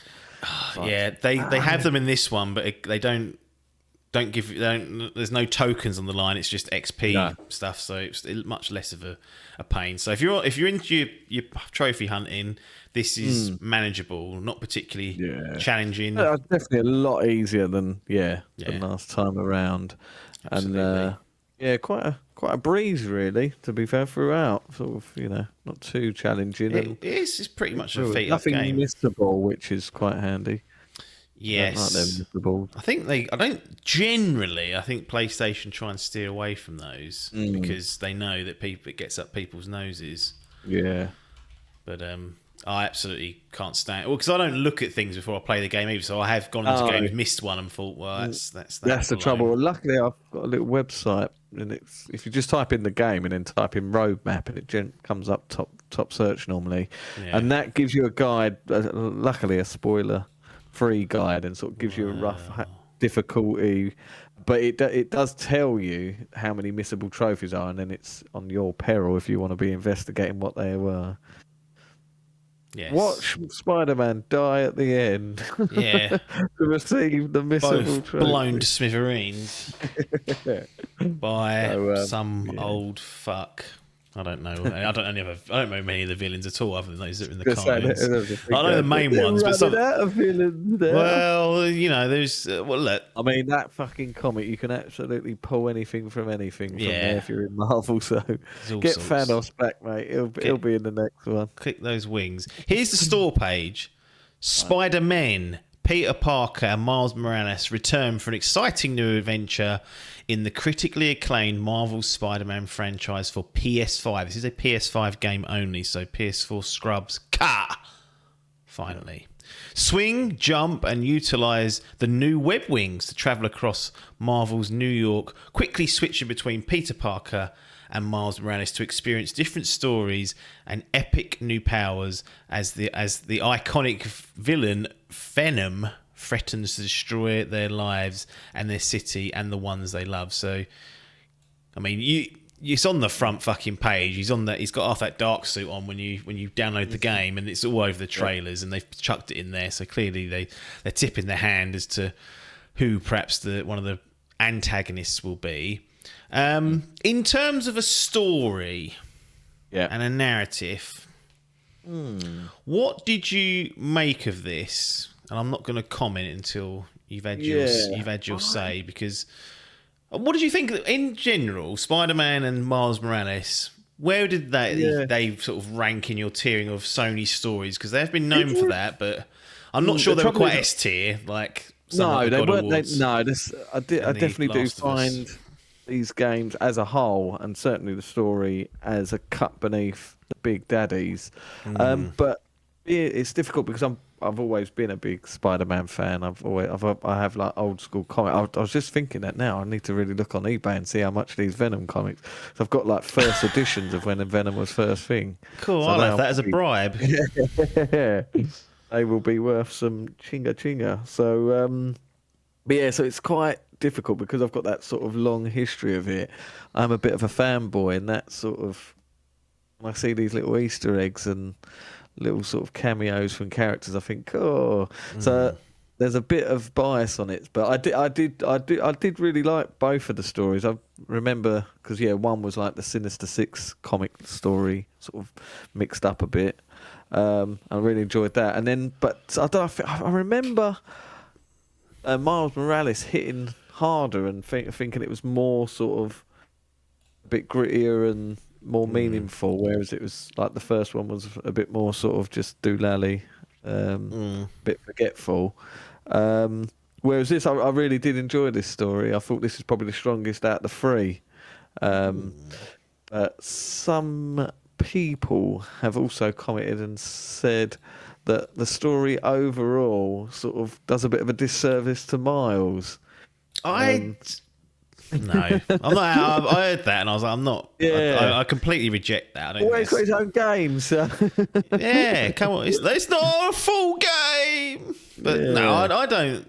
I didn't get that. So I do have. So that's one of the criticisms I've seen. Certainly, the other one is that the writing feels too MCU like, which I don't really. I think people are looking for that criticism too much. Everything now they're like, "Oh, that sounds like Marvel." I'm like, "What are you talking about? What do you mean when you say that?" And inevitably, there's no real explanation. But I don't think it's the greatest piece of writing ever made in a video game. But it didn't certainly. There's a few cringy moments, but this Spider-Man, it's not. It's always got that bit of cringe with it. It's difficult because I'm a very big fan of the Venom character as well. That's this is why it sucked me in and I enjoyed it. So I'm trying to sort of keep a level head and not be too fanboy over it. But that's the whole point, isn't it? Well, this is it, yeah. But no, I did enjoy it. I sort of character, like it was good at building the characters up a bit more and sort of pushing them along this journey. It's difficult to not talk about it within sort of spoilers, but yeah, there were like, certain beats of the story I sort of was hoping for different outcomes, and not that that's like to its discredit. It's just the way I thought I'd like to have seen the story going. He wrote the ending in his head, and it didn't come true. Yeah, I did, but so yeah, but it's definitely like I say. I think it was the strongest of the three, but it still didn't cut into that S tier God of War / Last of Us, Metal Gear, echelon. It was just that sort of tier below. That's very like strong. Still better than most. Yeah, better than most, and completely kept me entertained. I didn't sort of ever think, "Oh, fucking, I'm bored of this now. Just get this wrapped up and come on, let's carry on." But no, I was invested, and out of the three, I'd say it was the strongest.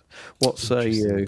So I think if you wrote down the synopsis on a bit of paper, you go, "Yep," and then you show some of the key scenes. You go, "Yep."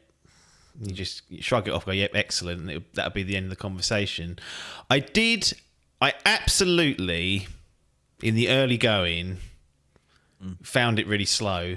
And and I don't usually mind that, but for some reason, I felt like the pacing was a little bit off in the opening half. Maybe not opening half, 30% or so, opening act, whatever you want to call it. That sort of. But that opening act is like, whoa, okay. I was sitting there and I was like, what's going on?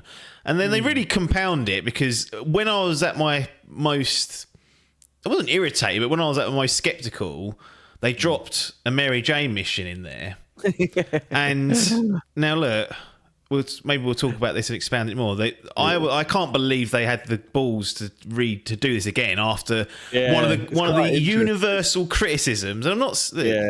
One of the universal criticisms of that original was any of the stealth, and it wasn't just Mary Jane; it was Miles as well. So those sort of, when you flip to those character perspectives, they were slow. They took you out of it. The game flows so beautifully when you're Spider-Man. And anyway, whilst I was at my most sceptical already, because I was thinking, what is going on here? I got dropped into that. And not only was it that, they, in their infinite wisdom, they said, look, we ain't going to remove them. What we're going to do is expand on them, and it's going to make it so that you enjoy this section of the game. Nope. All you did was expand my fucking misery of these moments.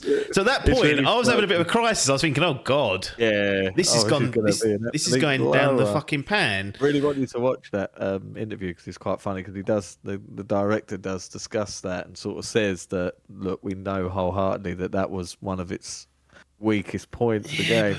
But he says that he was like, it's almost as if he strong-armed the decision and was like, look, we're going to carry on doing it. And I think the team were like, let's just drop it. But I think he was like, no, I'll be defeated then. I wanted to put him in. Yeah. And in his comments, he says, and let's see if you agree with this or not, probably not, but he says the reason he kept those in is because he wanted to show that Mary Jane was a hero just like Spider-Man, but she didn't need the powers.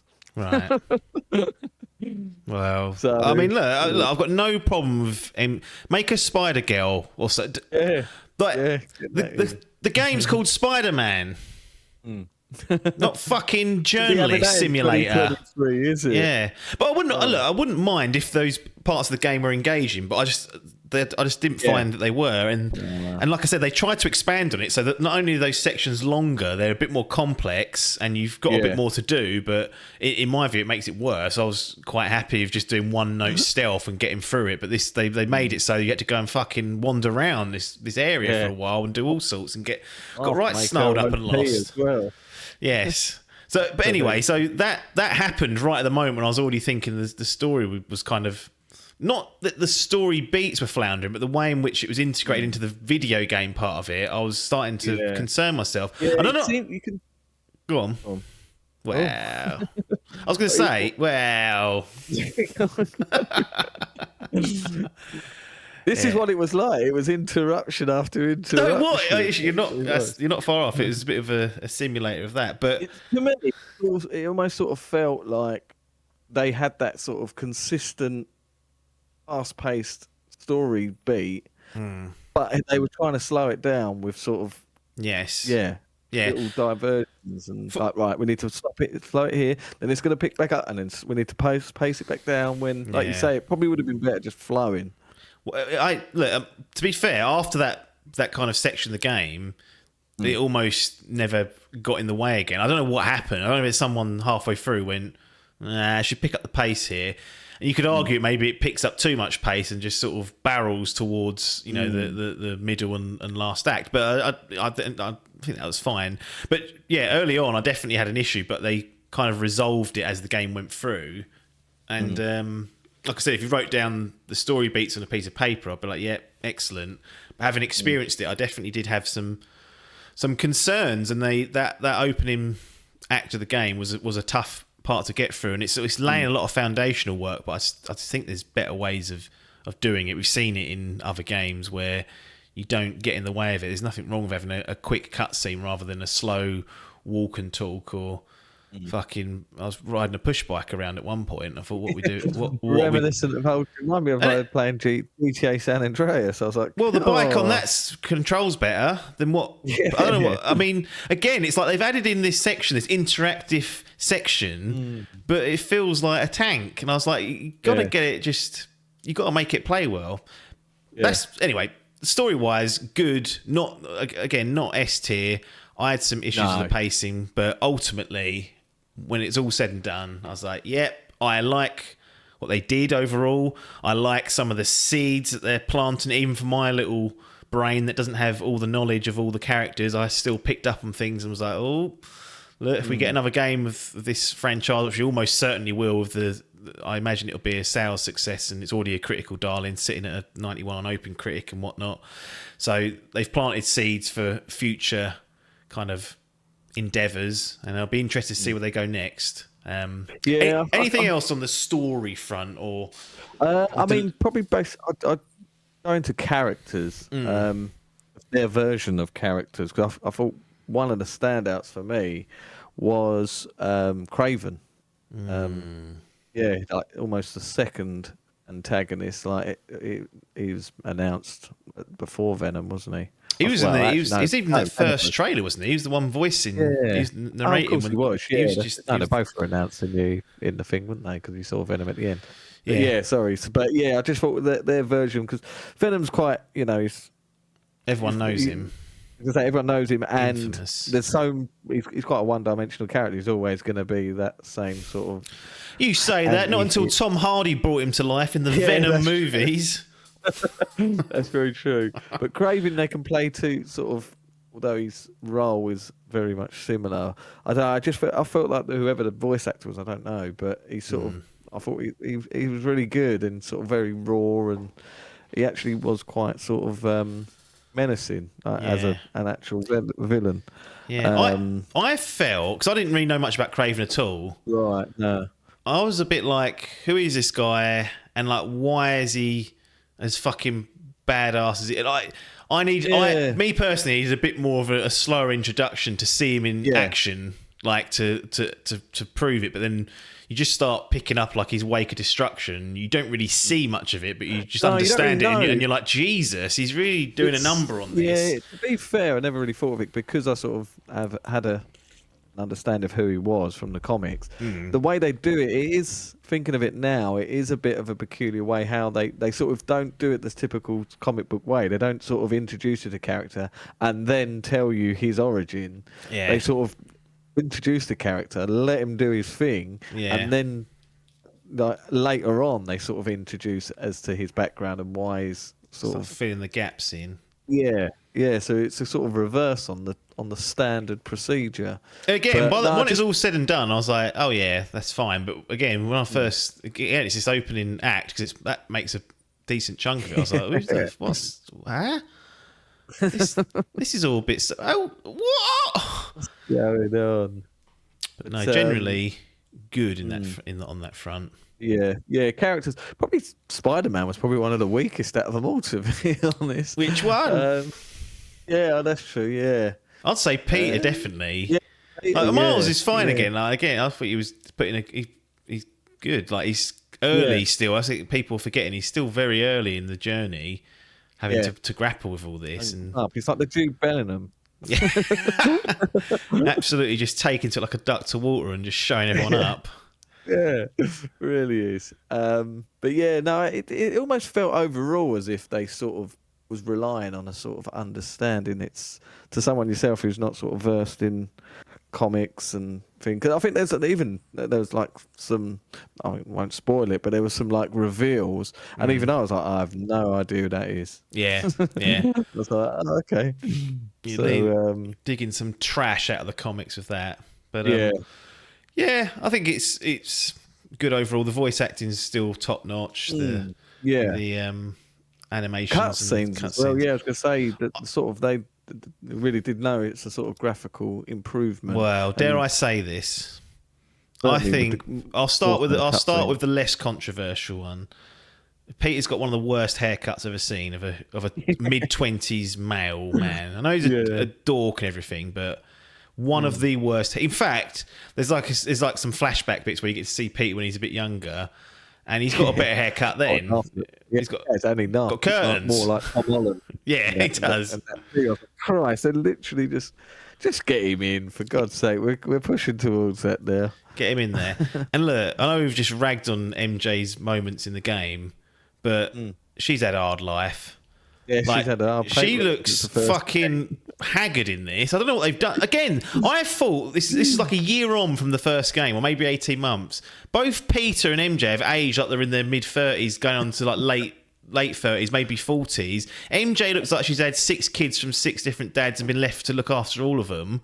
I was like, what are they doing to these characters? Miles looks clean as fuck. He's just strolling in there. He's the Don. He's loving life. You've got these two losers who barely can fucking do the dishes in their house.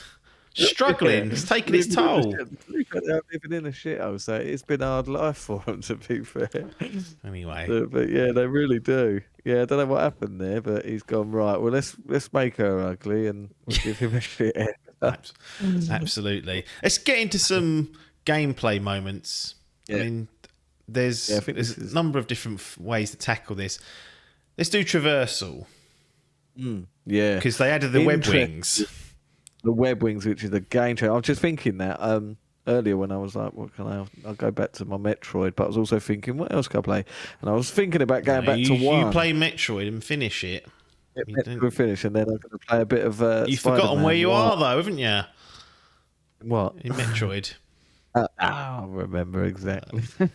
In Spider-Man I have, but the trouble is, thinking now, without those web wings, how long is it going to take to fucking swing across that city? But you've only got half the city. I mean, that's another thing that the reason why I think the web wings were there is because you've got basically a double wing size. They add, I don't know what the island's called. Is that the bridge is not in it then? You've got no bridges. They are in it, but if you go more like a quarter over it, like turns you back and says, "Oh, hey, you can't go over there." No, right. But the web wings allow you to traverse very quickly, and what really assists that is those wind tunnels.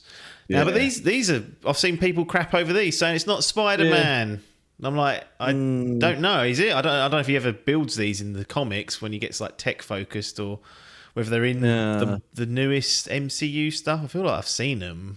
Yeah, I mean, they're in the films. Yeah, he does have them, but yeah, there's like a scene in one of them where he's running because he can't swing on anything. Yeah, so, but as a gameplay mechanic, it's not. Yeah, I was going to say it certainly feels a lot more. But I've got to say, there was times when I was playing, I was like, I just feel like Superman. I can just fly everywhere. Wow. Especially when you start unlocking some of the like perks that you can get, where you can sort of jump mid-flight and or boost yourself. And you really can just fly wherever. But we'll see returns. But yeah, it definitely felt more of a sort of a gameplay feature rather than a sort of that cannon and tunnels definitely help. Well, I had to give up on immersion in canon, which I'll explain later when those fucking side missions decide to change the time of day and weather, and then come back out again. You stupid fucks. But we'll get onto that. But overall, I think the traversing around is as fun as ever, and the introduction of those wings are unnecessary. there's like a mode for the swinging. You can turn it into like realism. Yeah, swinging. no, I've not tried it, but I've heard it's I've not quite tried good it. once you get the hang of it. It feels a bit more Right. satisfying, but it's a lot more taxing. But you got things like the slingshots that you can use. The wind tunnels are there. I think you use them too much, a little bit, but not really. They're all listed on the map, aren't they? The only thing with the wind tunnels is, I understand when you hit the R3 button because you're essentially activating the tech in their visors, and you can see everything that's tracked essentially. So that makes sense contextually. But when you don't have it on, you can see like the white like wind blowing. It does make the city just look a bit messy. In that you can see these white things tumbling down the wasp name, and also when you do hit the visor kind of view, there is just shit everywhere. There's like fucking all manner of collectibles and spider bots and wind tunnels. It's not very subtle, is what I'd say, but you kind of need to have them. They can't be down every single block because it would be ridiculous. So they are limited in where they are. They don't change. They're static. They stay in the same place.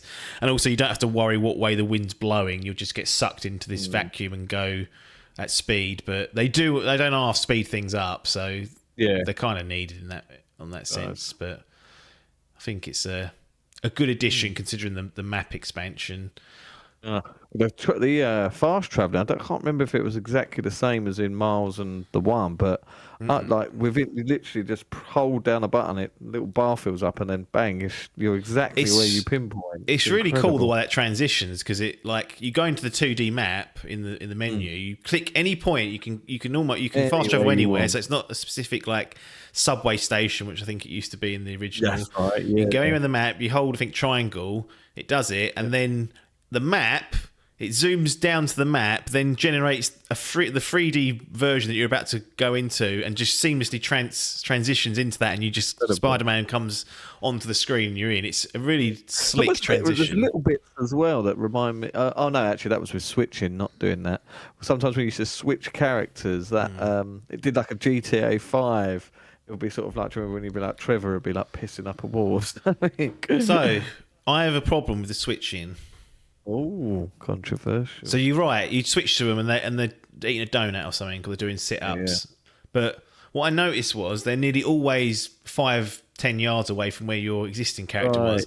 So they're not out doing their own thing. That immediately broke that little story. Right. Yeah, secondly, you hold the button to switch, just goes to a dark screen and comes back. Like there's no zooming up and out. That's true. I wanted it to go up and out like GTA, find wherever Spider-Man was, pretend they were doing something, and then zoom down, but it didn't. So I was a bit let down by that.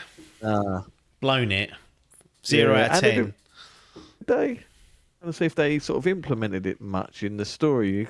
They sort of had their each missions, and there was like beats where it would be like, this is Miles' turns, this is thing. Yeah. But there wasn't too many. I thought during the missions there'd be a lot more switching. Yeah, that's what I thought. I mean, there definitely was one where you did. Might have been really early just to show they'd done it. I think it may well have been. And then, there's a couple of times when they do it, but it wasn't used as much as I thought it would be from that perspective. But you can switch, and it's there, and it's quick. The fast travel is really good. And like you said, with the switching, there's some side quests, for example, that are tied to certain characters. Some are shared. Doesn't always make sense as to why things are shared. Like there's one where you take photos, but the whole idea of that is to take photos for Peter. It's like one of the first ones you unlock. But you can do it as Miles, and the bloke still talks to you, and I'm like, who are you talking to? Me or is Peter or Miles? That's a minor annoyance, because a lot of the other stuff is locked to the character, and I suppose where we cycle back to switching characters, if you turn up to a side quest and you're the wrong person, that you're right by where you need to be. So I guess that's why they did it. But still, up your arse. Give me the GTA thing where it goes up and out, because you've done the nice map transition from the fast travel. Yeah, they must be able to do it. Silly bastards. Combat. Yeah. What are we doing with parrying? What's that got involved for? Yeah, good or bad? Come out. Well, it's probably more bad because I couldn't get the fucking timing of it. It was quite. Tell you what, it's not the timing, Adkins. It's those stupid prompts to tip you off. They're not. Yeah. I never exactly the. Yeah, they chuck one in that's exactly the same, and then they just recolour it, and you can't do fuck all. You can't do anything. They've done. I think the parrying's fine. Like, I'm not object to it. It's quite handy to have occasionally. But as they pile more and more shit on top, the prompts that you're given to kind of understand what's coming and what you can and can't parry, what you need to dodge, just gets convoluted and lost in translation. So there were times when I was like, I think it's this, and I was wrong 50% of the time. It never killed me, but it certainly I got hit and got annoyed and put me under pressure a few times. I think they could have done a better job of cleaning that up. But I kind of don't mind and enjoy the inclusion of it because it's just another wrinkle to keep the combat fast and rather than just dodging all the time, you can just sting them back. Yeah, I've got to say, I don't think I died many times at all. I probably could have done with knocking it up a level, to be honest, but sort of went for that smooth experience. But yeah, I did find the combat quite easy because you got more to your arsenal. I saw a comment, someone saying that they felt that the gadgets overall were sort of a bit watered down this time round. Well, there's less of them. So what they've there's far less of them. But what I think they've done, which is the better trade-off, is that the way the gadgets worked in the original and in Miles was you held L1 and it brought up a wheel, and you selected, one of probably, I don't know if there's quite a dozen, probably 8 or 9. So time would slow down. You'd choose it and it would equip it, which was fine. But inevitably, when you're under pressure, you'll select the wrong one now and again. There's all that. It just kind of slows the whole combat down. Now you were kind of restricted to only having 4 active at any one time. I think there actually were only 4 overall. I don't think you could swap any out. So they reduced the number, but what it meant was you had to hit R1 and then a face button to choose the type of gadget. So seamlessly in combat, you're just in there using it. You haven't got to bring up the radio wheel to select the gadget. So I get what they're saying. There's less of them, but in terms of usability, I think it's better because you don't have to go into that slow down wheel and you can just do it on the fly. And it's I was using mine quite a lot. Yeah. They weren't sort of redundant. No. It definitely I did find them quite useful. There's some missing those. Some of my favourite combinations was like a web bomb and then a concuss blast and knock people off the roof. But couldn't do that in this one. So it was fine because you get other like main abilities from the Spider-Men, which are good. They work in the same way. You use L1 and then a face button to use those. So overall, it kind of makes the combat much more seamless. Yeah, less slowing it down. Yeah, I thought it was vastly improved. They weren't much improved in terms of like the sort of box standard combat. That's very much exactly the same moves, same sort of animations and stuff, and felt as fluid as normal. But yeah, I don't. No, because you had like the one I remember sort of in the first and Miles game, he was getting really snarled up. If you had like a couple of enemies that had guns, he was like fucking he was dodging left, right, and center. I felt like they watered that down a bit. I didn't seem to be getting snarled up. I think the thing that got me the most was them fuckers with the RPGs. When if you're not paying attention, you get blown to smithereens. It felt like there was even less of those. Like the first game, like 4 of them would be there from like the first 3 hours of the game, whereas in this there was only ever like 1 or 2. I think they toned it down slightly, but generally I think they've got good enemy variety. They take a bit more of a beating, I found. They can't normally like one seamless combo would finish most enemies off in the other games. At this time you got more than that. Especially when I'm up in the air a lot, web yanking people up, and normally I'd hit the standard combination and it'd kick them and they'd be gone. But actually I'd kick some of them and it would end the combination and kick them away, but they were still active, so I'd have to go back in to get after them. But some of them playing it. Stealth didn't really. I tell you what, I webline. I was gonna say I did quite enjoy that. It did make it more. It made it a lot easier. I remember thinking that because you had just that one where you just have to hang off the rafters, basically, wouldn't you? And then you could sort of. I felt like there were less opportunities to, or the word opportunities, because it's not like I want more stealth, but you didn't feel like it was an option. It was less needed if you wanted to make things easier. There's a few bases and whatnot for you to clear out. Yeah, but see, I sort of tried to do that, but then at the same time, it never felt like, especially coming off Assassin's Creed, where that game was, really focused on stealth. I feel like this, I never really felt like I needed to have to go around picking some of the big boys off or sort of thinning the numbers so I could go down there. I felt like if I could go down there and I could handle myself to clear them out just by sort of doing them. I think there was one part where there was like, it was a part of the, what was it? I think it was like where you had to find something like Craven's gangs, and it was like a few missions, and then once you'd done a few of them, there was like a big base that you went That's to. it, yeah. And going to that probably was one where you couldn't they were really jump, because fucking hundreds, dozens there, of weren't people. there? Yeah, I mean, one time I did go in there and just set off, and I died, and I was like, oh fuck, there's way too many of them here. So with that, I think it's probably those missions where I most used stealth to clear out for him. But in terms of the actual main story, I don't think I really ever used it. It was just like, right, let's get down to fuck. But yeah, certainly I think that thing was a good addition, being able to sort of chuck a line out wherever you wanted within reason. It sort of made it a bit too easy because it could just sort of wait. You could distract some enemies so they walk off, and you can get him up. Yeah, it's easily done.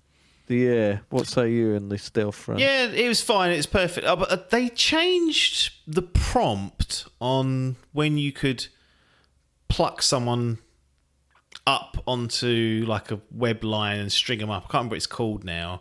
But there's two. You hit triangle, you go down there and knock them out with a blow. But obviously Spider-Man goes to the floor and you can expose yourself. But if you hit square, you sort of pull them up and tie them up, and then no one knows.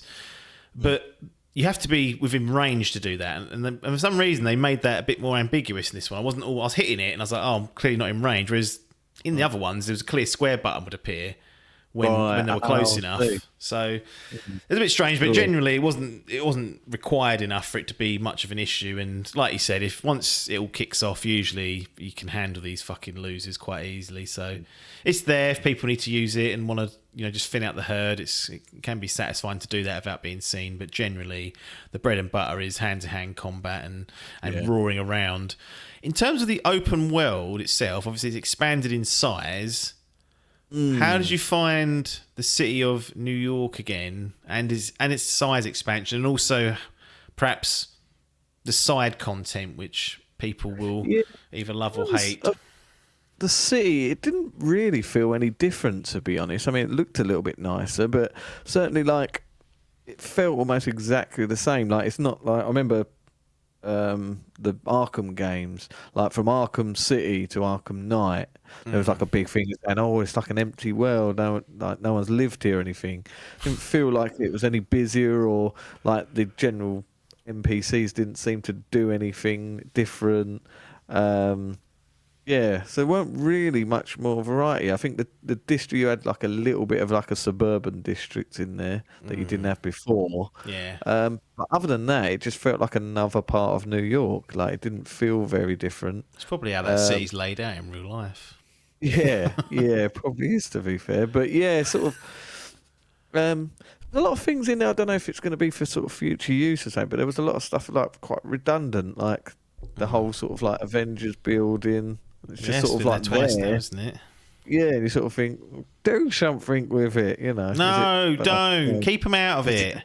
I don't want those dickheads turning up. Dickheads. I don't. Well, I remember I think the first game they sort of referenced and said, "Oh, they're on the West Coast." Even that fucked me off. I was like, "Fucking kill them! Get them out of this system. I don't need them." And in fact, they referenced it quite heavily in one of the missions in this, and I was like, "Ugh." One of my least favourite MCU arcs is getting snarled into this, and I was like, I'm not. And this is again during that opening act of the game. I was like, what is happening? What have they done here? Anyway, but side content. Did you enjoy what was on offer here? It was quite again, not much variety in terms of like. You had the box standard sort of collecting the photos and stuff, which you've had in previous games. Yeah.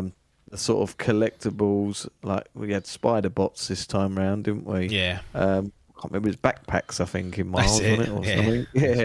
So it weren't too much different. It was I think probably the Mysterio stuff was probably quite the most interesting because it sort of changed some of the actual gameplay up, and at one point I was like playing some fucking dancing game, and I was like, "God!" Yeah, like the challenge-based ones, they definitely went all out on these and leveraged, kind of Mysterio as a character, and Mysterio in terms of his influence, and used like technology to basically they could do what they wanted inside these little Mysterio places, and they took full advantage of that. And yeah, you're right. There's some interesting wrinkles to the game that they do.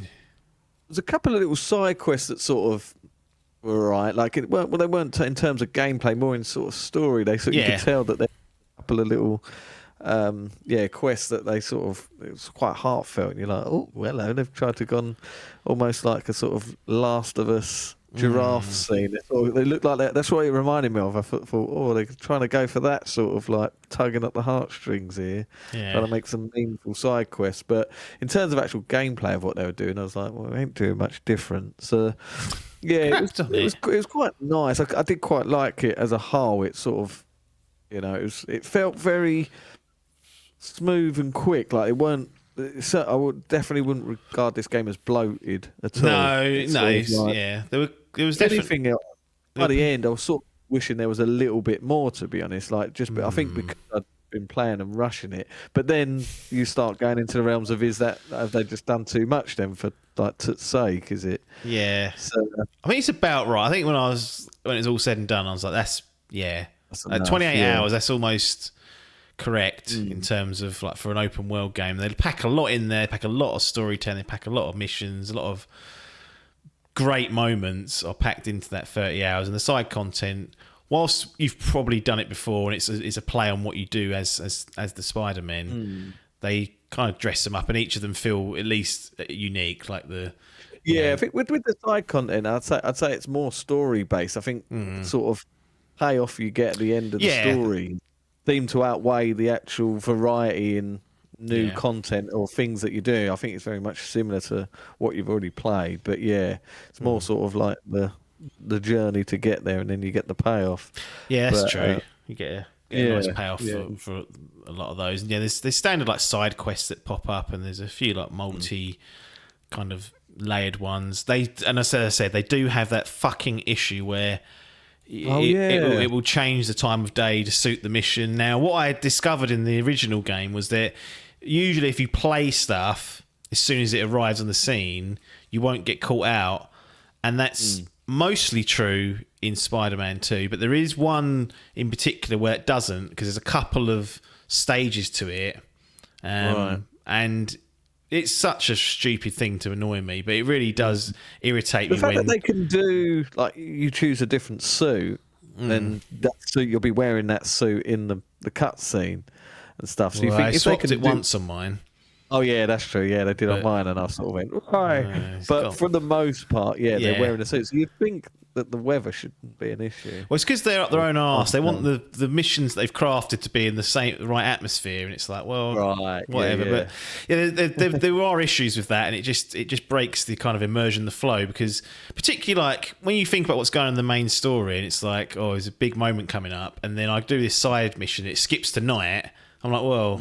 How's that fitting in from? How's the canon working there? It just doesn't. They just don't care enough to do that, which is fine. But it's a problem that's been fixed in many games. It just sort of takes me out of it, and I'm like, well, what does it matter if we're just going to have the fucking weather and day change and then reverting back as soon as the mission's ended?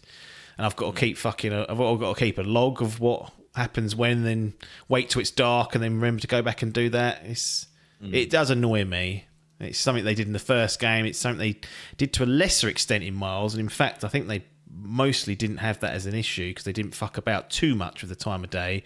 And, a lot of the side stuff unlocked post-game was all the same day of time. But then they had the bad one where you would start a mission with a suit and then at the end of the mission it was wearing a different suit. And I was like, well, it's got to be restarted now and redone. So you start taking time out of my pockets. Technical and presentation and performance. I did want to touch on this. So one thing I wanted to say from the presentation perspective, I felt like the set pieces and the action sequences were great in this. Like seemed like a step up to me, like Uncharted-esque at times. And I was like, wow, they've really gone to town here. That was definitely excellent. The game ran very smoothly for me. The game looks great in motion. The game looks great in pretty much all facets, and that's on the 60 FPS blur shitter. I had one bug, and that was a prompt came up for an ability to use, like you earn new abilities throughout the game, and I was inputting that prompt and it wouldn't register it. I couldn't pause the game, I couldn't nothing would happen. It slowed down, was waiting for me to do it, and I was like, I'm trying to do it. So I restarted the checkpoint. That didn't work. Restarted the checkpoint again, didn't work. Closed the game, reopened it, and then it worked. So that's the only problem I have. But the reason I say that, and I wanted to ask you about the bugs, is whether you had any or not, because there's been... Yeah, well, a lot of people were saying that it was quite bad. I did have one where I got stuck in somewhere and couldn't get out, so I had to fast travel out. Yeah. I can't remember what it was, but it was like a bit of an Well, that'd awkward have annoyed Ronnie. thing. It got into like a house that had like a banister or something. Yeah. Got stuck in that. I was like, I can't get out. And I thought, Get well, out. there is. Like, luckily it weren't in the mission. It was just. Should have whilst I was switched to thinking about Miles. it. Yeah, it probably would have been going, help me, and then you have to go and get him and Yes. put him out. But, Dynamic yeah, stories. I didn't notice enough No. or anything. No, but a lot of. I don't know if it was just the greenheads coming over trying to have a go. Well, it's... Yeah, I did see a lot of bugs. There was like videos on Twitter. I see it was like someone was like purposely trying to break the game, going, look, see, he's doing the T-pose thing. Right, He was yeah. like, I can't remember what he was doing, but Well, no, it's been a lot of calls for. I play when I said Marvel's Spider-Man remastered. I got in the right old state, and I do play these games at a ridiculous pace. Like I'm constantly on the move, like trying to just be as quick as possible. And like I said, this one I had no issues other than that one input issue. But yeah, I was interested to hear if you had any bugs, because I'd heard others had different experiences, but I didn't. So up your arse. Yeah, no, I don't think I did at all. And like I say, performance was pretty solid, to be honest. I did notice playing, but then I was playing at a lower than 60. So Yeah. what do you expect? But no, I've got to say, yeah, presentation-wise, and them set pieces were very Uncharted-esque and very enjoyable to play. Yeah. I think there's, like, it's obviously still using, people getting mad about time events, don't they? I was just thinking, Well, I don't know what. They are what they are, you know. They must not have played Final Fantasy 16 then, because that is a I'm kind of in them. I don't mind them, but they never tend to bother me. People say like, "Oh, it's too easy. You're just pressing a button," but that's what gaming is. You press a button. So. yeah, I kind of understand the argument, but I think what's the alternative? And then they go, "Well, you make it gameplay." And I go, yeah, "They can't. What they're doing isn't I think it feasible." has that cinematic value. No, then. it's not a. You can he do that? You know how games work. That's not going to work, you prat. So if we don't have that scene at all, or we just have a cutscene, you have nothing in it, and then it's like, well. But look, I think it's a good balance. I mean, yes, they exist, and that'll roll people up. But again, people just love to find, like me, finding criticisms about times of day changing in a video game. So it's kind of that for them. But yeah, I think other than Peter's shit haircut and MJ's banged up face, it's a gorgeous one. Yeah, it is a very gorgeous one. Yeah, very nice. And when you compare them, I keep watching a lot of comparisons, and you can really see the sort of improvements. You're like, cool, no, it really does.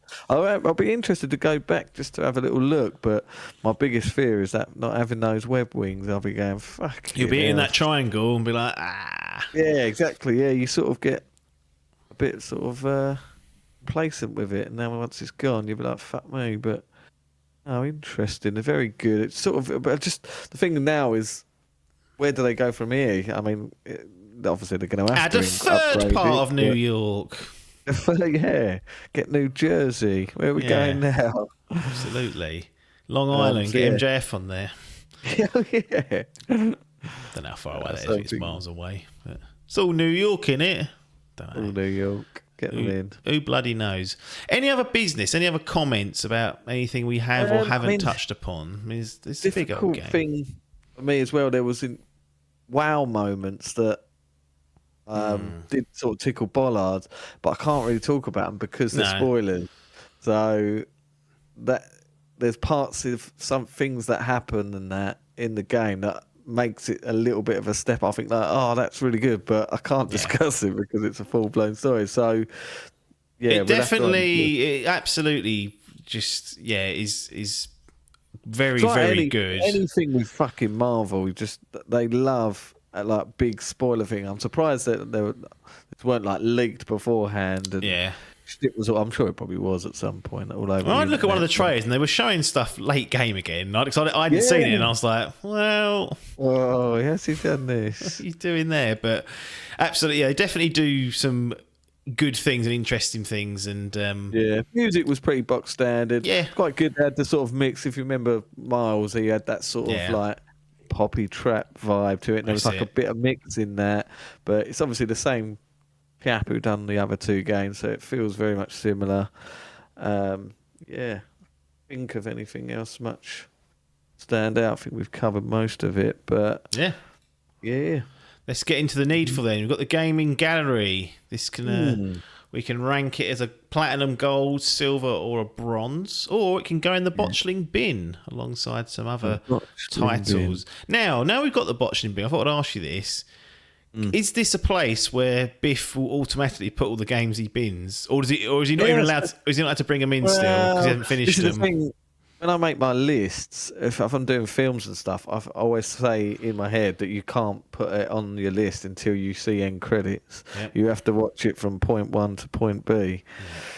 So technically, you shouldn't be allowed. But I'm happy to hold that rule. Just to see all of his ones. Yeah, maybe he can have his own different area that is outside the gallery, like the dustbin. Just call it that. What was the last game he binned?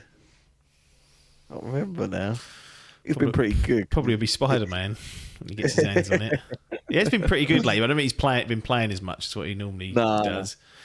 But anyway, we've got platinum, gold, silver, bronze, or a botchling bin to rank it. What say you? Spider-Man 2 of the Marvel variety. Where is it going to go? I'm going to go gold, I think, again. And that's a generous gold. I think it's on the cusp of potentially a silver. But I enjoyed when I boil it down, I think I enjoyed my time with it. And it was enjoyable.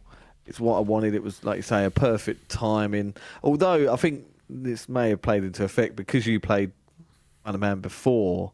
Sort of when it was all said and done, the way I played it, I didn't really have anything left at the end. I think like last time I would have done the main story, and then I would have had to carry on doing all that to get that platinum. Yeah. I literally had one more thing to do to get that platinum by the end. So I sort of I didn't have any end game. You got to get these things. So mate, again, is that just because I was playing it, so get everything done first, and is that just my problem? That's maybe where I would have gone with a silver. But like I say, I'm a bit of a Venom Spider-Man fanboy, so story beats and gameplay really did push it to a goal for me. And like I say, there are some spoiler elements I can't talk about that give it that little push to the upper echelon, and gets into the goal. But if I'm not brave enough to cut it close and say it's a silver. I certainly wouldn't argue if someone did. What say you? He's trying to preempt it. Yes, you were spot on. Absolutely a silver. I think I just had the pacing issues to start with. Definitely chapped my arse. Yeah, where they try to aim for S tier storytelling, I think that just got in the way, and they hadn't. Did feel as bits of the game, it did remind me as if like they obviously looked at The Last of Us and gone like, right, what is this? And there was a little sections of. Again, I won't say anything because it's spoiler things, but there was just little sections of missions, and like I was mentioned about those stories, those sort of side stories. They had that Last of Us sort of an attempt at Last of Us, and you can obviously tell that's input from Sony going, look, you need to get these games up onto this sort of S tier. Yeah, and it didn't really pay off. So no, I can totally get on board with a silver. Yeah, the way it was integrated, I think they just tried probably a bit too hard in the early going to set out their store and build the foundations so that later on there would be payoffs and whatnot. They still have a weird problem for me about how they roll out side content and when it unlocks, and the urgency in which they put on the main campaign completely, in my view, if you're going to play it in a role play, you'd be like, well, can he be doing this because there's fucking life and death over the other side of the city. I'm just told they put too much urgency on the main campaign for too long a period, and sometimes it just goes and goes and goes, and you finish the game, and you've got loads of toot left. That's kind of how I play it. I look at what's important. I really wish they'd just park it and say, look, here's 5 minutes to do what you want. They do that, but I want it to go one step further and say, okay, Pete, Miles, when you're ready, come here and we'll sort it out. But it's always like in the most dire of circumstances in the context of the game at that time. So I always felt like I was being pushed too far down the main campaign route, and ended up having to like do a lot of cleanup at the end, which is fine. But by that point, some of that cleanup doesn't always make total sense.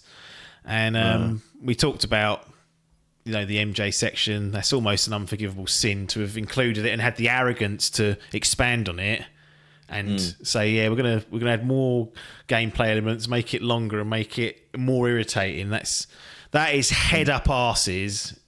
And that is a head up an arse that has decided to do that, and that tells me they're going to do it in the third one or whatever they decide to do next. So I'm going to have to I'm just bite the bullet on that now to see how quick they got that or started that city that never sleeps.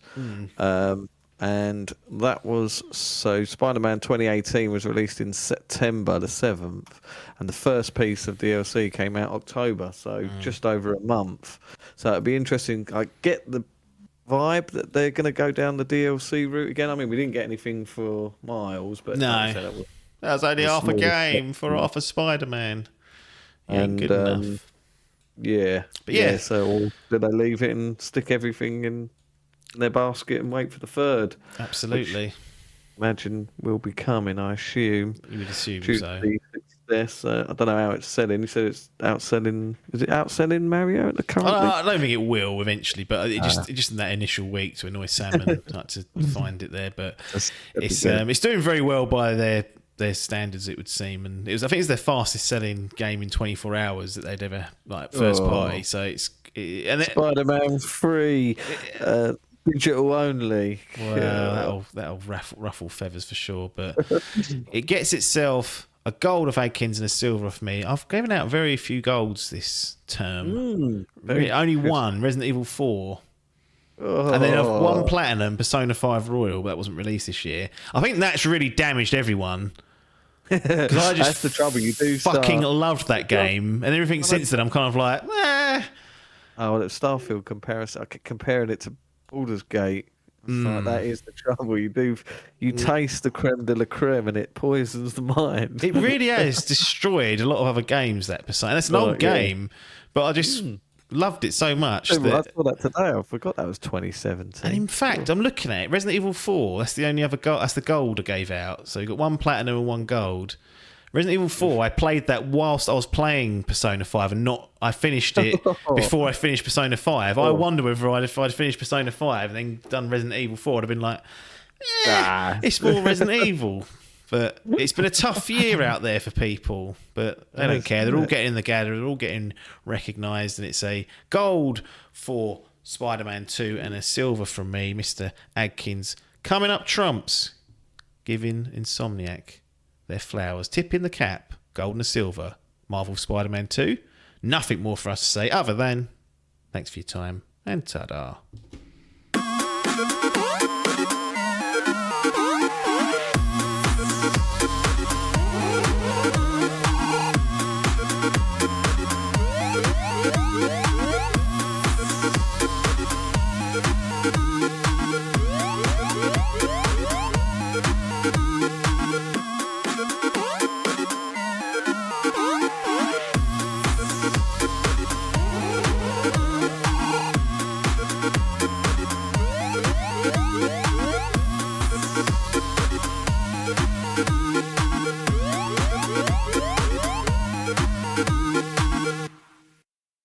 This was a Dimp Digital production.